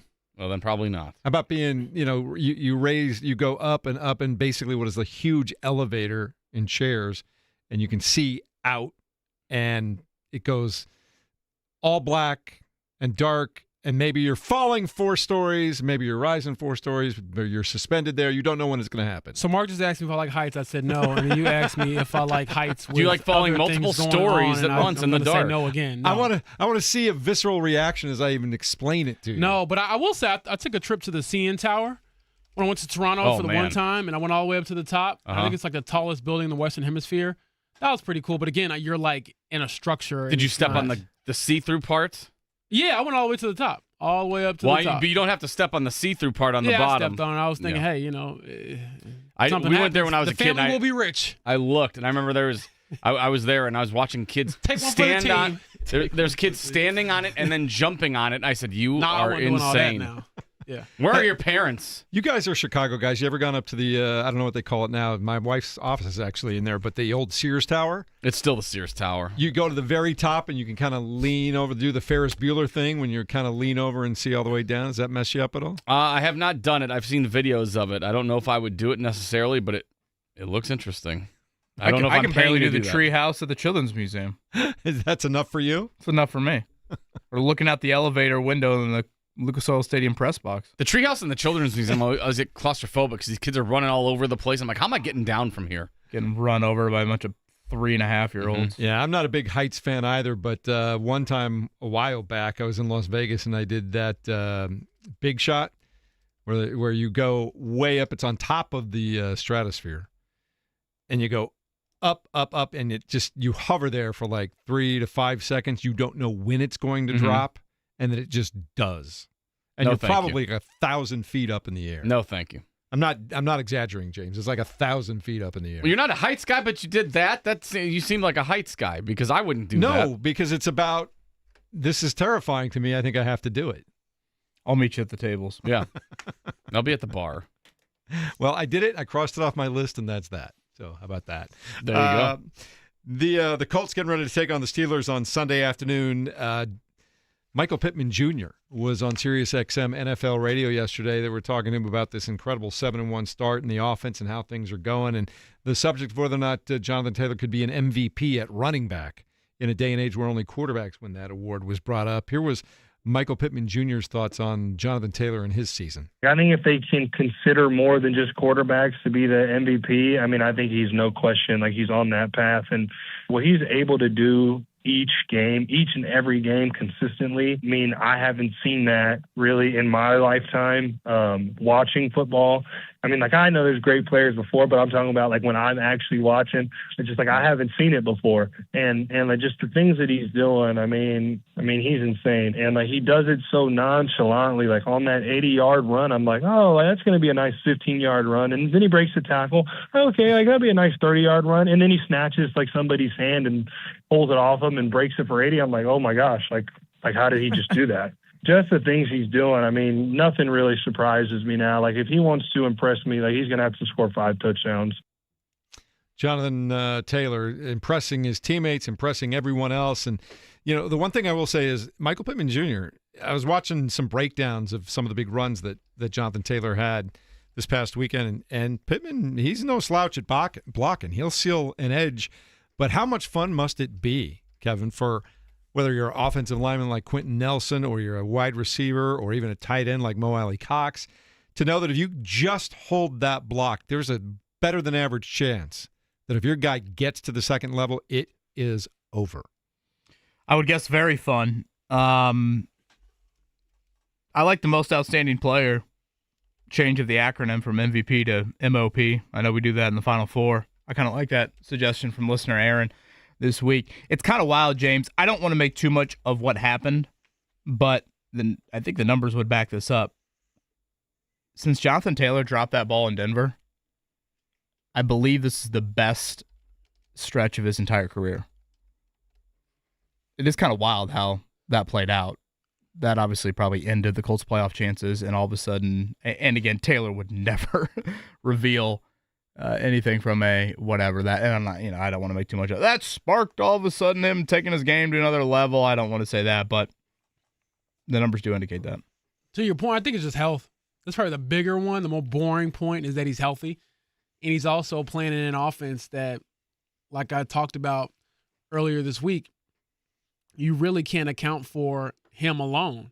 This isn't some of the offenses we saw with the Titans where years ago when they had Derrick Henry, it was, okay, they're going to hand him the rock 30 times, and they're going to hope that Ryan Tannehill, who was a pretty good quarterback during that time, could make a couple of throws, keep the defense a little bit honest, but we all know the ball is going to 22, Derrick Henry, whereas with Jonathan Taylor, you can't really have that security. You don't go into the game thinking, okay, we know for a fact JT's going to carry the ball 30 times. I don't even know if he's had 30 carries in the game this year or 30 touches. A lot of it is we're going to gash you on the opening drive with a lot of throws because they seem to always start the game throwing the ball. And then when you think you can relax on that, oh, here's JT popping a 10-yard run, 12-yard run. And then in the last couple of weeks, it's always that big break where he can just, show off being one of the fastest players in the NFL, despite being a bigger player too. I mean, he's running faster than wide receivers who are probably 50 pounds lighter than him. So a special player. Special offense. I mean, the Colts right now are averaging, I believe it's something crazy like 3.64 points per possession, which is like the highest pace of any team in the last 25 years. So they're operating at a very elite level. It's certainly fun for us to watch. It's got to be fun to take part in as well. But that was Michael Pittman Jr. on SiriusXM NFL Radio talking about Jonathan Taylor. Shane H. writes us, Kevin, the last victory in Pittsburgh for the Colts before 2008 was 1968. I haven't verified that, but that's what Shane is writing in there. Yeah, I know they've only won one time there as a member of the Indianapolis Colts, but granted, this opportunity, Pittsburgh seems to be really, really reeling, again, particularly on the defensive side of the ball. So it's a terrific opportunity for the Colts coming up on Sunday. Reminder, they will go to Berlin next week. That is Colts-Falcons, and then the bye week is after that. I mean, you can look at Pittsburgh, really. They've been very good in the red zone, and their turnover ratio is pretty good. Outside of that, they really do nothing very good on either side of the ball, frankly. I mean, they're not top 10, top half of the league in really anything. Again, red zone, which, we know how much that matters. The Colts earlier in the year versus the Colts now. And defensively, I think that's what's kind of saved the Colts in a lot of these games. But, it is a time right now for the Pittsburgh Steelers where they're reeling a bit. Yeah. Kate agrees with you. She says, let's just call it the MVQ, most valuable quarterback, then give JT the MVP. That's Katie. I don't think any of us can argue with that at this point. I think we've all decided on that. I did look at the MVP odds because we had a story come out in The Athletic about that because they were reaching out to me to write a little blurb on why JT is probably deserving at this point. And I believe Daniel Jones was like 5th. Didn't Mark say JT was – oh, I thought, Mark, you said JT was 4th. Well, we had it, and like I don't know, we use I think BetMGM or something like that. So BetMGM has it where the last time I checked, Daniel Jones was still ahead of JT, and I would say it's probably because of the QB tags. Now he has dropped to 6th, it looks like, according to FanDuel. Mahomes, Allen. He was 4th the other He was 4th. Yeah, that's how much it's fluctuated. He was 12th on Monday. Yesterday he was 4th. Now he's 6th. So now it's Mahomes, Allen, Drake May, Stafford, Jordan Love, and Jonathan Taylor. What did he turn an ankle on an off day? How does he go from 4th to 6th? I don't know. Don't you dare 12th say that. to 4th to 6th. So I guess what they're saying is make those MVP odd bets now because those seem to fluctuate on a daily basis. Terry Rozier been busy getting quarterbacks up to speed and changing the odds, I guess. I don't know. Sounds like my weight. Well, the holidays are right around the corner, my friend. Coming up in a moment, Tony East is going to stop by and give us some clarity on what the Pacers can do as far as their salary cap situation, because they're just trying to find warm bodies to play basketball games right now. We'll talk about it as we continue on a Wednesday morning at 93.5 and 107.5 The Fan.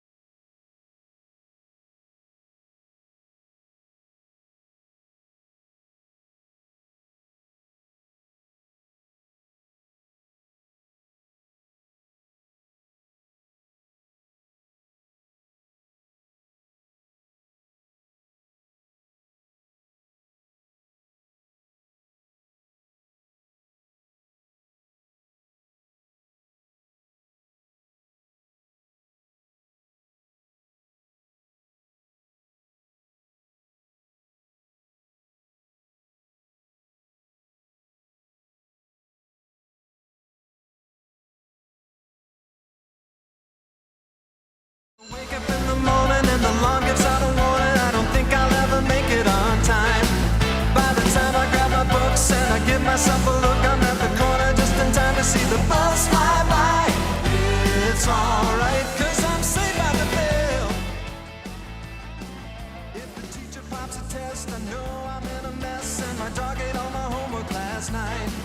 Riding low in my chair. There you go, Mark Dykton. Another blast from the TV past there. Oh, God. I thought every high school girl was going to look like Kelly Kapowski back in the day. Like, I can't wait to get to high school. Mark's hoping Lisa Turtle walks around the corner. Oh, yeah. Shout out Screech.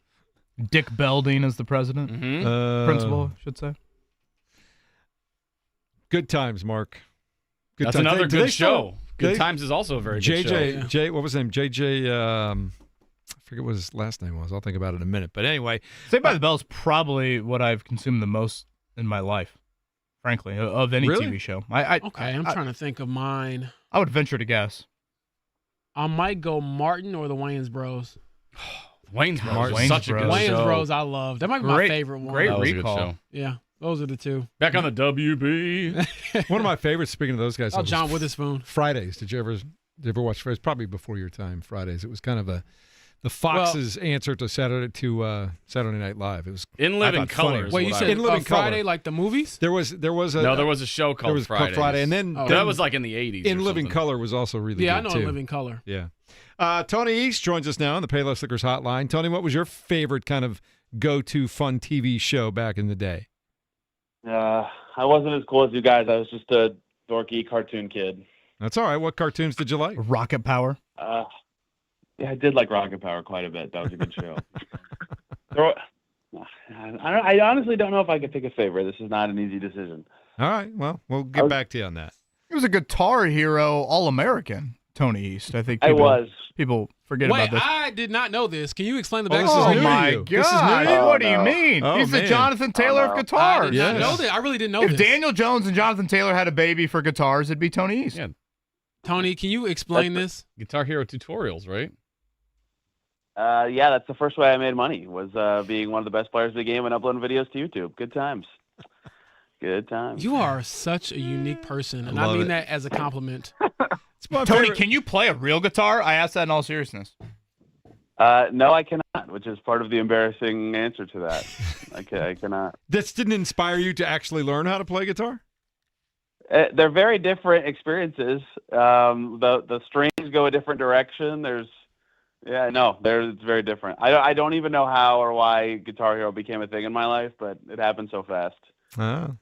It's crazy. It's crazy what's happened to that game. Yeah, I'll tell you what also has happened so fast, Tony, is the dwindling of the roster for the Indiana Pacers. That was smooth. Look at that transition. It's just getting beautiful.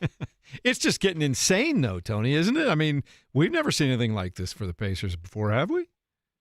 It's really crazy. I mean, and every time I'm talking about their injury situation, I'm trying to run through all the players that are hurt. Like, I forget somebody because there's so many guys I can't recall them all off the top of my head. And it's remarkable. And specifically for their situation now, last year they had all the center injuries early in the season, right? Everybody was hurt at center, so when Miles would miss a game, they were just toast, and they had to make all these moves.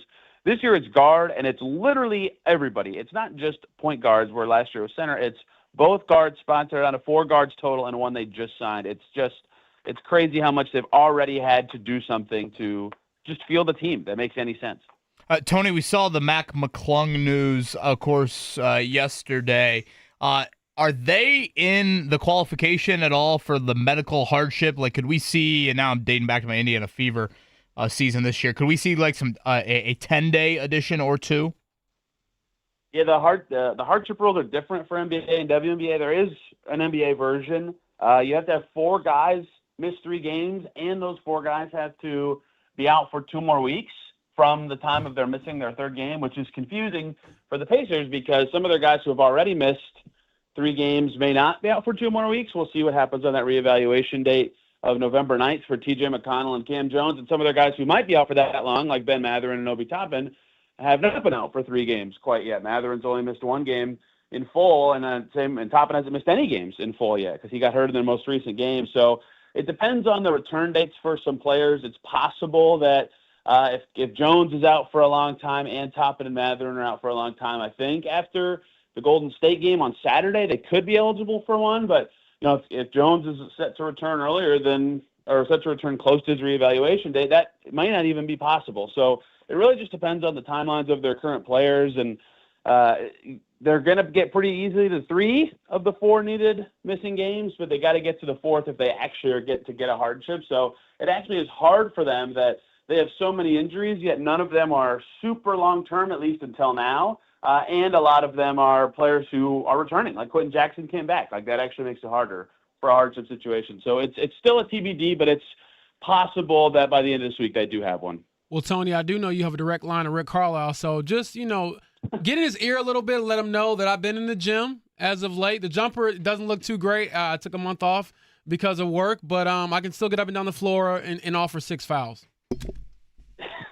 Yeah, fouling's been a problem for them, so you'll fit right in on this team this year. But, man, they need bodies that bad. Like, they're trying guys out already in groups. Rick told you guys that yesterday morning. Like, anyone who can play and is in some sort of shape. Like, I do wonder how much for McClung that he was in camp with the Bulls and had started. I think he had 1 or 2 practices with the Windy City Bulls. Like, he doesn't have to do what we saw in preseason, like Campaign and DeLon Wright. Like, he's in game shape now. That honestly is a boon for him. That's going to help. So, to that point, Tony, and again, we have Tony East joining us here on the Pale Liquors Hotline. Tony, with Mac McClung, we know him as the 3-time NBA Slam Dunk Contest champion. But for those who aren't familiar with his actual basketball career, can you give us the backstory there? I know he went undrafted out of Texas Tech in 2021. Yeah, he's played for a bunch of teams for like 2 seconds, right? A 2-way with the Lakers where he plays 1 game, a 10-day with the Bulls where he plays 2 games, right? So he's played for 4 teams, but he's only played 6 games. And I actually believe that this is his first standard contract ever. Every other time he signed a contract in the NBA, it's either been a 10-day or a 2-way. So, that's the kind of situation that he's been in. His whole career has been like right on that edge where teams are interested in him. Like he was on a 2-way last year. The Magic said that maybe he could help them in certain situations, but not quite good enough where a team has felt like he could really break in to their rotation. I'll say this. The Mad Ants made the playoffs last year. They won their first-round game. They were looking good. They go down to Osceola to play the Magic's G League team, and they got destroyed, clobbered in that game. They gave up 80 points in the first half. Mac McClung finished with 39 points and 6 assists. The Magic made the G League finals. Now, granted, there's a lot of good G League players who don't amount to much in the NBA, but he's kind of like right on that line of, in between the G League and the pros, and some of those guys do end up being able to do something in the NBA. Like O'Shea Brissett became a multi-year player for the Pacers. He was kind of right in that tier of player as well. So it's hard to project what his impact's going to be. His resume kind of suggests that he could be inconsistent and not, ready for a major NBA role, or maybe he is, and the Pacers have to see, but they'll need him. Like he'll probably be one of their 4 available guards today, unless Taylor Peter has recovered, more than the injury report suggests. So there's a chance he's already in their rotation. I think if he's able to, get off the ball and make some shots, he'll look good, but you could probably say that about any guard. And so it'll be interesting to see what impact he can provide, because there's just not a lot of evidence to say what that's going to be. Tony East, Locked On Pacers, where you hear his voice. It is a great listen, and we are very, very grateful to have him in our market covering the Pacers and Fever. Tony, give our audience a little bit of intro to your latest endeavor, your newest endeavor, probably the best way to put it, Circle City Spin.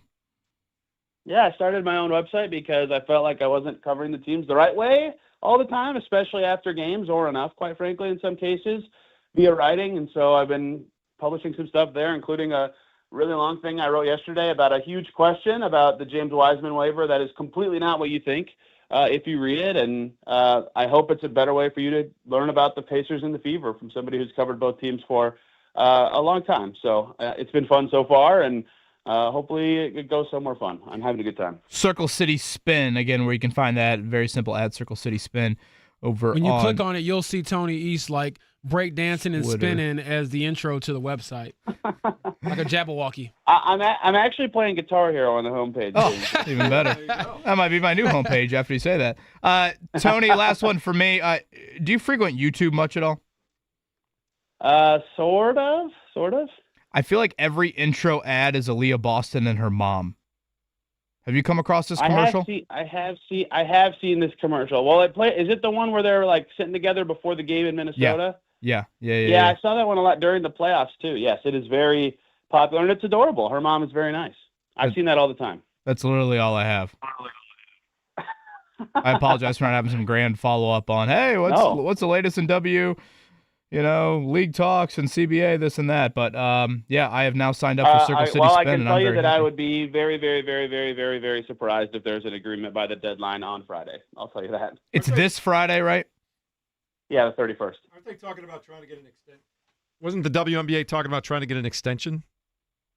Yeah, they can do that. Maybe that will be something that they agree to. But like in these situations where deadlines are what spur actions and get these people to go. But what does an extension really do? Like you're still going to be negotiating even if you don't have a CBA. So I perhaps that's the only thing we find out by Friday. They extend the deadline, but I'm not particularly confident, nor is any reporter I've talked to, that anything will be done by the end of the week. Do you think anything will be done by the time the season rolls around in late spring? Yeah, the season will get things going, I think, but it's always tricky too because their offseason's so condensed. All these players are playing in different leagues, and the draft is right after college is done. And there's 2 new teams, right? They have a lot of external considerations to get something done in a certain amount of time to let those teams go and keep their league going, especially at a time where they have a lot of momentum. But it's not going to be easy. Tony, last one. Starting lineup for the Pacers tonight is what? Oh, geez. I mean, they've started a different group every game so far. I think actually there's a chance they would stick with the same group they did in Memphis just because Dallas also plays a little big, but Derek Lively and Daniel Gafford are doubtful. So maybe Dallas actually won't be so big. So I'll predict that one of the point guards actually does start this time, and it's either Dennis or Jackson, and then Shepard, Nesmith, Siakam in a center. But I would not be surprised if they stuck with that 2-center group again just because it's one of the only ways they can field a rotation that makes sense of players that have been on the team for more than 2 seconds. All right, Tony, go find some late 70s and early 80s TV sitcoms to watch and get back to us, okay? Congrats on Circle City Spin, man. Great stuff. Thank you, guys. There you go. Tony East joining us on the Payless Liquors hotline right there. As this season could get out of hand in a hurry for the Pacers with as many injuries as they have piling up right now. I mean, they could be, we were 10-15 a year ago, but it could get a lot worse than that. Now, again, some people, big picture, would view that as a win-win. Tyrese Halliburton's not playing this year. Go back into the lottery? You get a lottery pick, you hit on that pick, and now all of a sudden the next Halliburton window might have a young talent that maybe you wouldn't have gotten had you, been the 5th or 6th seed. And others would say, I hate that. I don't want to talk about the draft. The draft's a crapshoot. There are misses in the lottery all the time. So yeah, we talked about it, I think, during one of the breaks where years and years ago, the Spurs had an injury to David Robinson. They stunk for a year, and they ended up with Tim Duncan. Yeah. And I mean, the Thunder got Jalen Williams a few years ago. That was kind of a piece that was important. But to your point about how it's not always a surefire thing, the Warriors, I believe the year Steph Curry broke his hand, played like 5 games. They ended up in the lottery. Who did they draft in that lottery? Wiseman, right? Wiseman. And he has amounted to pretty much nothing in the NBA. Well, I don't want to be rude to him, but he hasn't amounted to being a franchise player in the NBA. Yeah, he hasn't lived up to that lofty draft position, is what we're saying right now. But anyway, Pacers, Mavericks later on tonight. Mark, let's give them more information on that right now.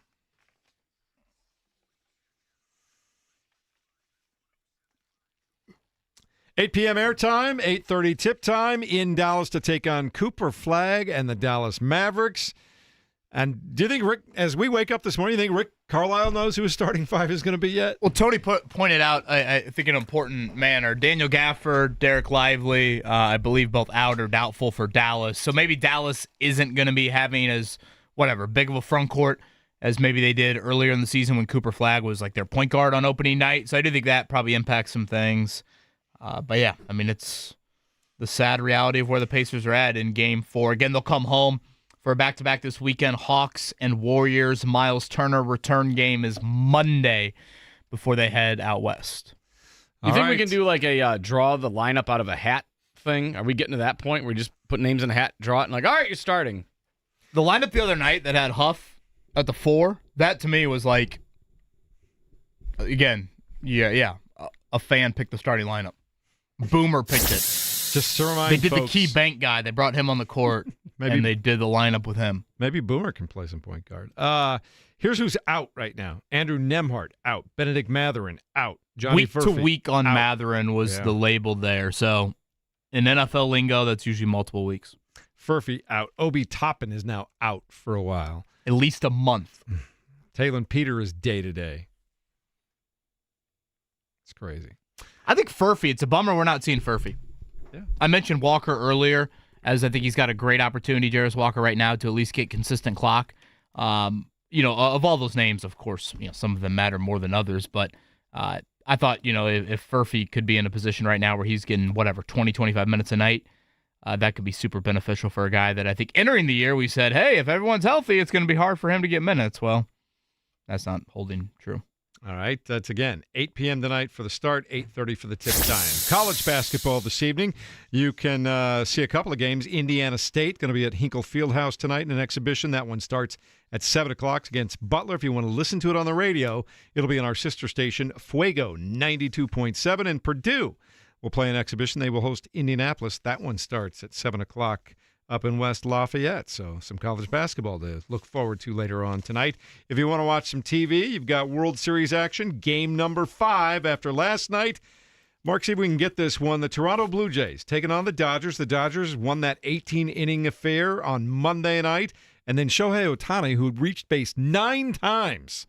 9 times he was standing around. And the night before, had to start as a pitcher last night. And he was hanging in there, but made one mistake with a runner on and Vlad Guerrero at the plate. The 2-1. Swing and a ball drilled left field. Going back is Straw. He's there, and he makes the catch. And the Blue Jays have tied this series at 2 games apiece. Well, 2-1 there you down. go. Ohtani deals. Swing and a drive. Left field. That one towards the bleachers and gone. Guerrero pumps his fist, yells into the dugout. First base side, and trots around the bases. It's a 2-run homer, and Vladdy has given the Blue Jays a 2-1 lead. Once again, guys, the best players just continue to show up at the biggest moments. It just never ceases to amaze me how consistently the big-time guys have their moments. Amazing what happens when you pay players big money. They get you to the World Series. Vlad Guerrero got a big contract. Shohei got a big contract. All these owners are afraid to open the pocketbooks, but look what happens. Are you talking about anybody in particular? Nobody in particular. A couple hours northwest of us. Hey, Chicago, what do you say? Oh, biblical losses. I'll stick it. My favorite part about Do you want me to wear the T-shirt again? Not now. Maybe come spring training, though. It's been a very entertaining World Series, and that's all I can ask for. As not a 162-night baseball watcher by any means, as someone that will transition into college basketball and college football very, very quickly. I've enjoyed it. So hopefully it goes 7. When would Game 7 be? And James, tell me it's not on an NFL night. Oh, God. You're now a full-on Major League Baseball fan in the postseason, right? Yeah, it's like I said, as a lifelong Dodgers fan of the last 2 days, this has been very stressful for your boy. So I did have that game He's got the rosin bag in his back pocket as he walks in the studio. I was trying to figure out, should I get some dip or should I get the sunflower seeds first to ease my way into it? But I was watching that game in all seriousness over the NBA game, which was the Bucks and the Knicks. So kind of let you know where my head's at. But I also, like I told you all, I like to be watching what everyone else is kind of watching just so I'm not left out from any crazy moments. So if we go 7, I mean, baseball is always like, oh, it's such a slog. It takes forever. They're flying through this World Series. Game 5's tonight. Game 6 is on Halloween. Game 7 would be on Saturday. Okay. I can make that work. Yeah, I can definitely make that work. So that would be local viewing, Pacers-Warriors, for our Purdue football fans out there. Purdue-Michigan, I believe, is a night game Saturday night. I don't think it's a great college football slate at night. I want to say game day is going out west. Game day's out like at Utah. I don't think it's a great slate. So, okay. All right. That's better than Sunday. I would be down for a Saturday night game 7. Yeah. Sign me up. All right. And don't we have Bills-Chiefs this weekend? Yes, we do. Mm-hmm. Yes, is sir. that in our 4 o'clock window? That is in the 4 o'clock window. Good. I like it. What are your kids going as, did you say, Mark? I didn't say. You're waiting for mail to arrive. Well, no, I thought you were asking what I was going as, because, of course, I have to dress up, too. They've told me I have to, so I was like, okay, fine. The oldest is going as Mario, so she's got, like, the full, like, inflatable Yoshi that comes with it. So she got the hat and the mustache and all that stuff. It's me, Mario. She went as Princess Peach last year. Now she's switching up and go Mario with Yoshi. So that's good. Emma, the middle one, is going as this character from a Disney show called The Descendants. So she's got a big red wig to put on. And then Nora is going as, I just have to show you a picture of it. We were at Target and she grabbed a werewolf mask, just an insane looking mask. And she said, I want to be scary this year. So she might just walk around with that and maybe like a princess dress. So she'd be some like werewolf princess, apparently. Shout out Nora. I like it. I knew it was the reason why she was always pretty cool. You know, she's I'll in the have to find the studio picture. a couple months ago. Girl's got a good head on her shoulders. Scared the bejesus out of me. Are your girls into this K-pop demon hunters? 100%. Yes. Oh If I've heard that Golden Song one They've time, I've heard taken it over the 1,000 world. times. That is the hottest Halloween costume of the year. And yeah, thank God that they had already purchased their costumes before that took off because, yeah, I'm pretty sure they would have all gone as that. Same. Roomy. I mean, last night on the soccer field, it seemed like every human there was Roomy. The K-pop demon hunters. And every time they saw a character from that, they had to yell it out. And I'm like, okay. I actually think the music's pretty good. I mean, you a K-pop fan now? There are some bops in there. I don't want to be purchasing any sort of Halloween costume for it, but I actually think the music's pretty good. What's a young single guy doing on Halloween this Friday night, Kev? Or James? You go out as a single guy and enjoy it. Pacers I'll Hawks. leave it at that. It's one of those viewing party situations, right? I was about to say, I ain't got to worry about no kids, so it'll be a nice, fun Friday for your boy.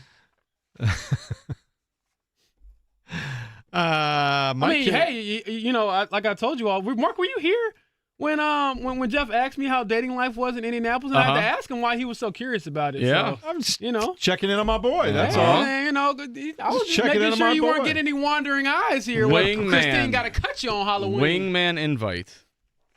I'll leave that to you, James. Yeah, you know. I'll leave it to you. All right. Anything else you guys want to throw in before we head on to the show here, Kevin? You good? No, I think you've covered it. All right. Coming up in a moment, one of the old guard, hammering load management again. We'll talk about it next. 93.5 and 107.5 The Fan.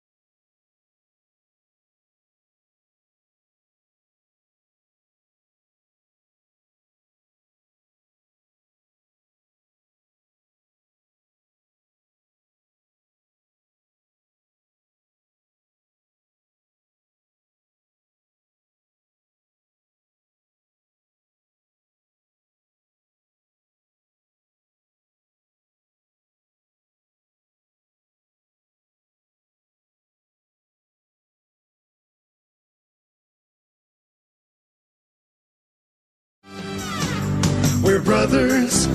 We're happy and we're singing and we're colored. Give me a high five. All right, cut and print. Beautiful, guys. Dynamite.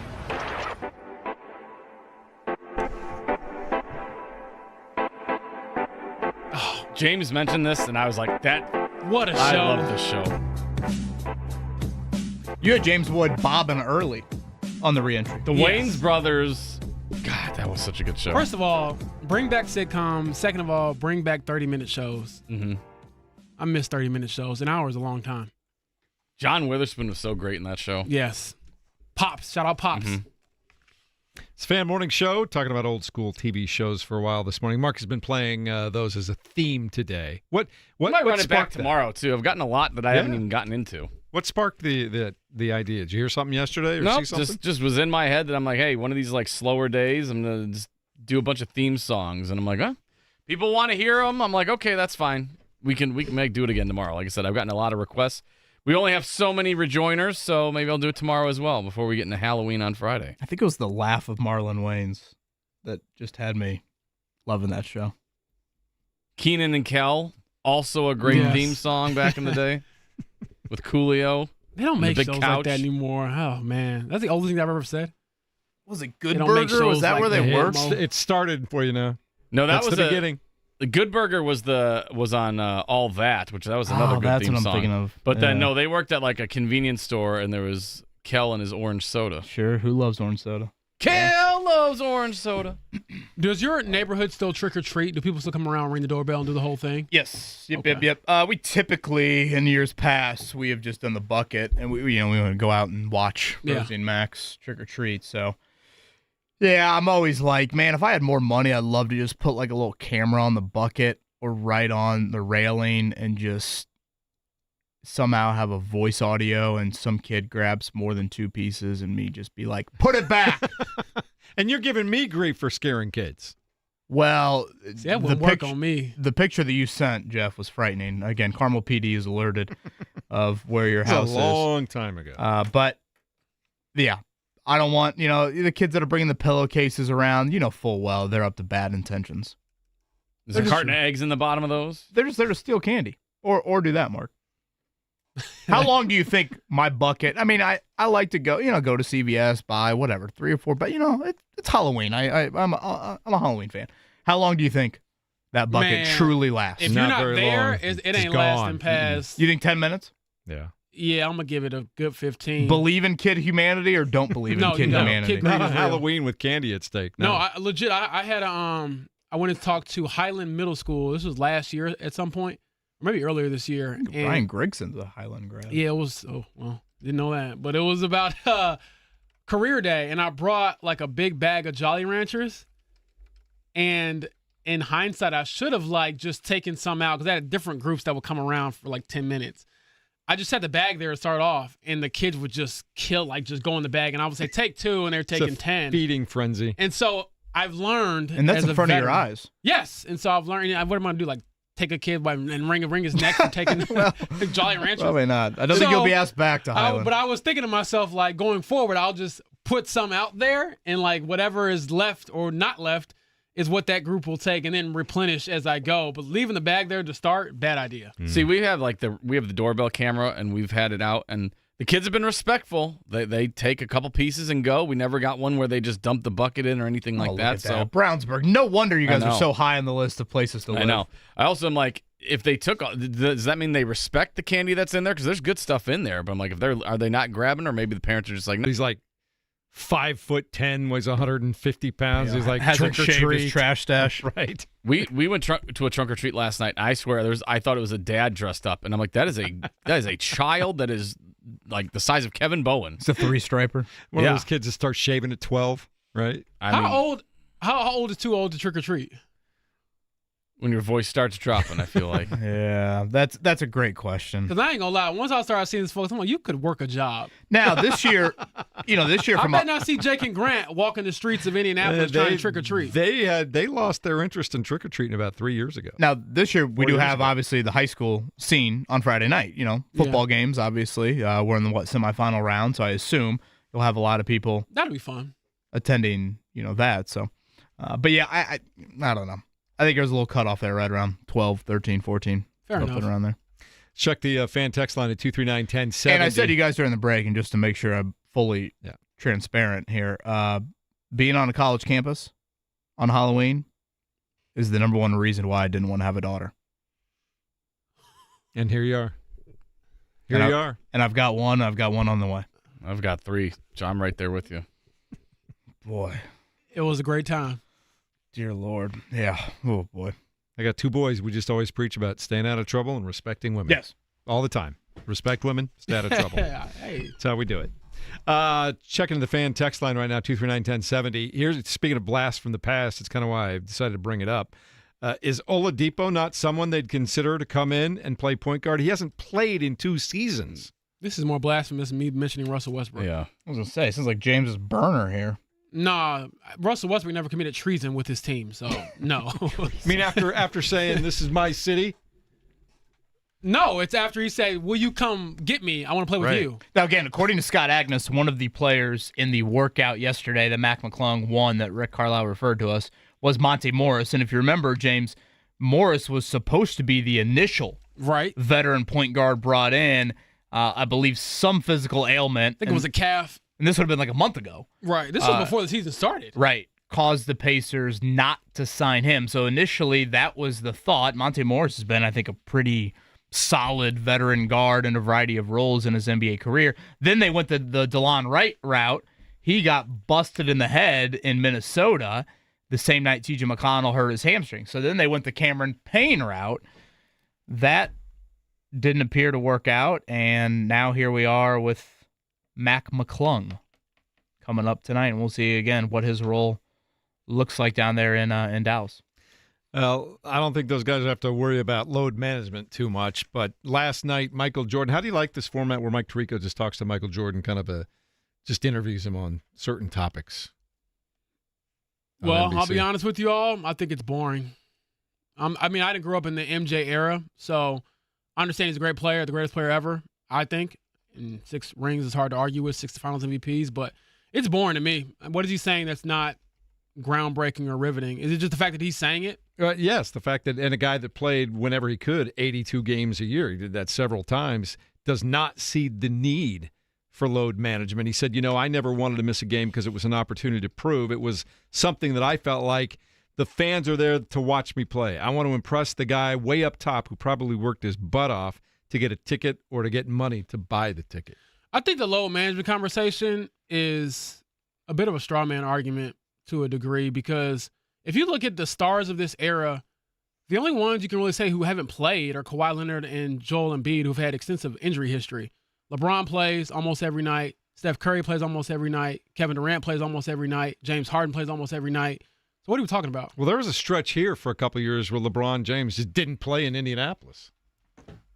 And I know that I remember going to a game one night and LeBron didn't announce he wasn't going to play till like 4 o'clock. And as kids started to come into the arena, I literally remember seeing one kid that was in tears in his LeBron James uniform because he'd been waiting all season to see LeBron James. And it was just load management.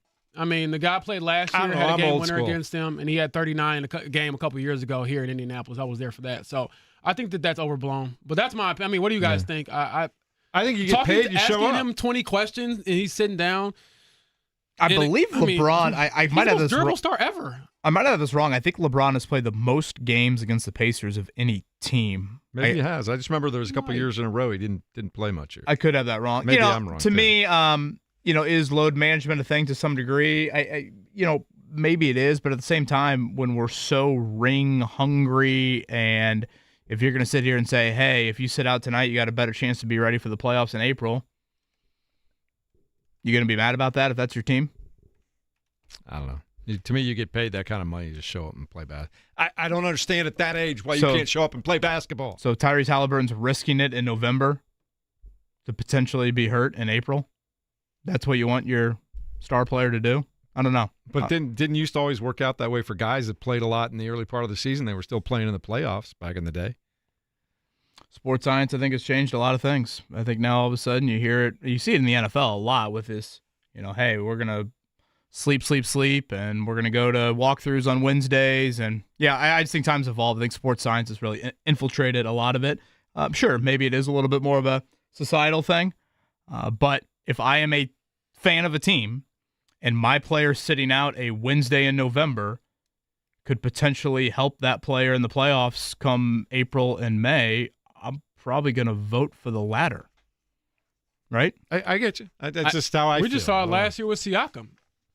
At the end of the year, he was looking bad. And then we all said he needs to take some time off, and he did, and he came back in the playoffs and balled out. I just don't know what the happy medium is there. I know. I think it's a very difficult question, to be fair. I think it's difficult. I certainly hear people out, and, yeah, I'm sure it's frustrating for fans that are spending an absurd amount of money. That's why I brought up earlier in the show with Steph Curry on Saturday night, the Warriors don't play the night before. And I think it was last year, if I'm not mistaken, didn't Steph bring some kids into the locker room, I think, to try and do a little bit of a meet and greet or something. Again, there's no easy solution to any of this. LeBron James is 40 years old.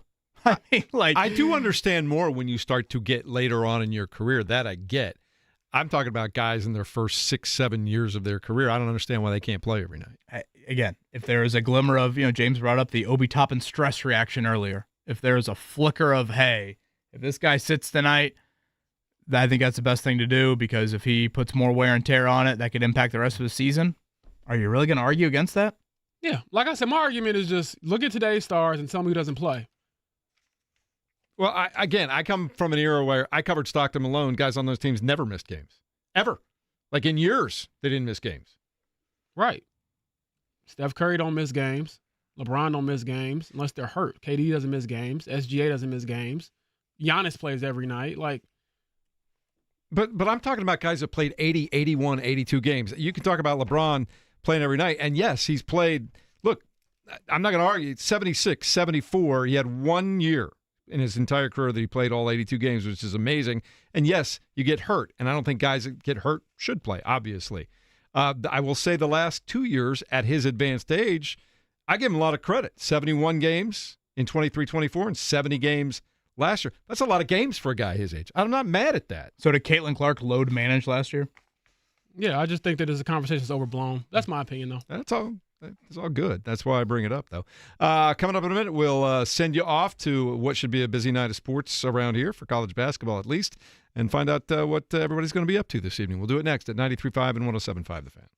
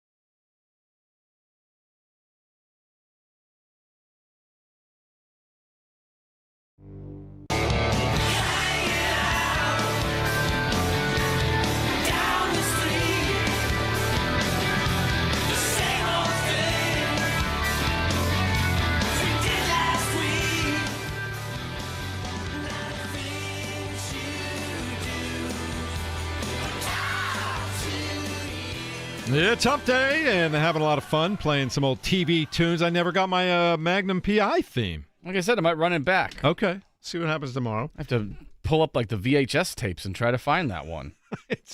Come on now. Blow off the projector. Oh, look. Wow.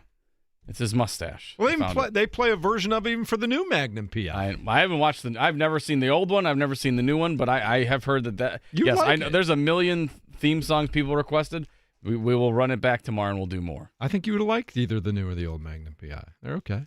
They're just detective, run around, try to catch bad guys. Remember, my mom used to watch like Murder, She Wrote, and I thought that was the oldest show of all time. It was. I'm like, what are we doing here? So you're not a Golden Girls fan? I don't mind the Golden Girls, I guess, but I was always like, what are we doing? What shows are these? It's all been replaced by the gritty series that you see on like Netflix and Amazon now.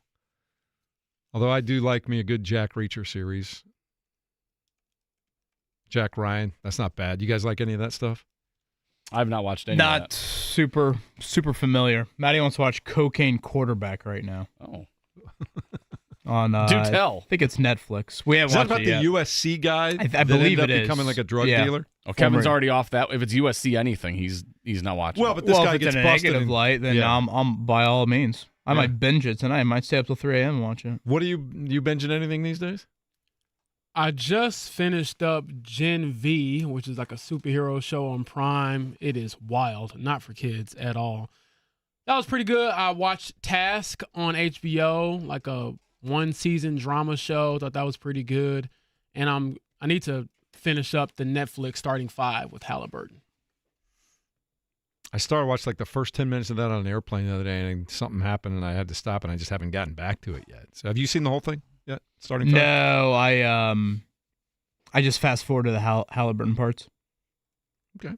That's useful. That's useful time right there. Because if you don't care about the other guys, just skip through it. Well, yeah, and I forget when it came out a couple Thursdays ago, and I didn't have enough time, but I wanted to talk about it on the Friday show that we had. I thought it was tremendously well done. I could not endorse it more. I think you learned a ton about Halliburton. It's great behind the scenes stuff. You laugh, you're probably going to cry. I thought it was really, really well done. And they get, very into the finals individually each game, which, if you can handle the emotional ending of it, I think it's worth a watch. That's pretty much what the whole final episode's about.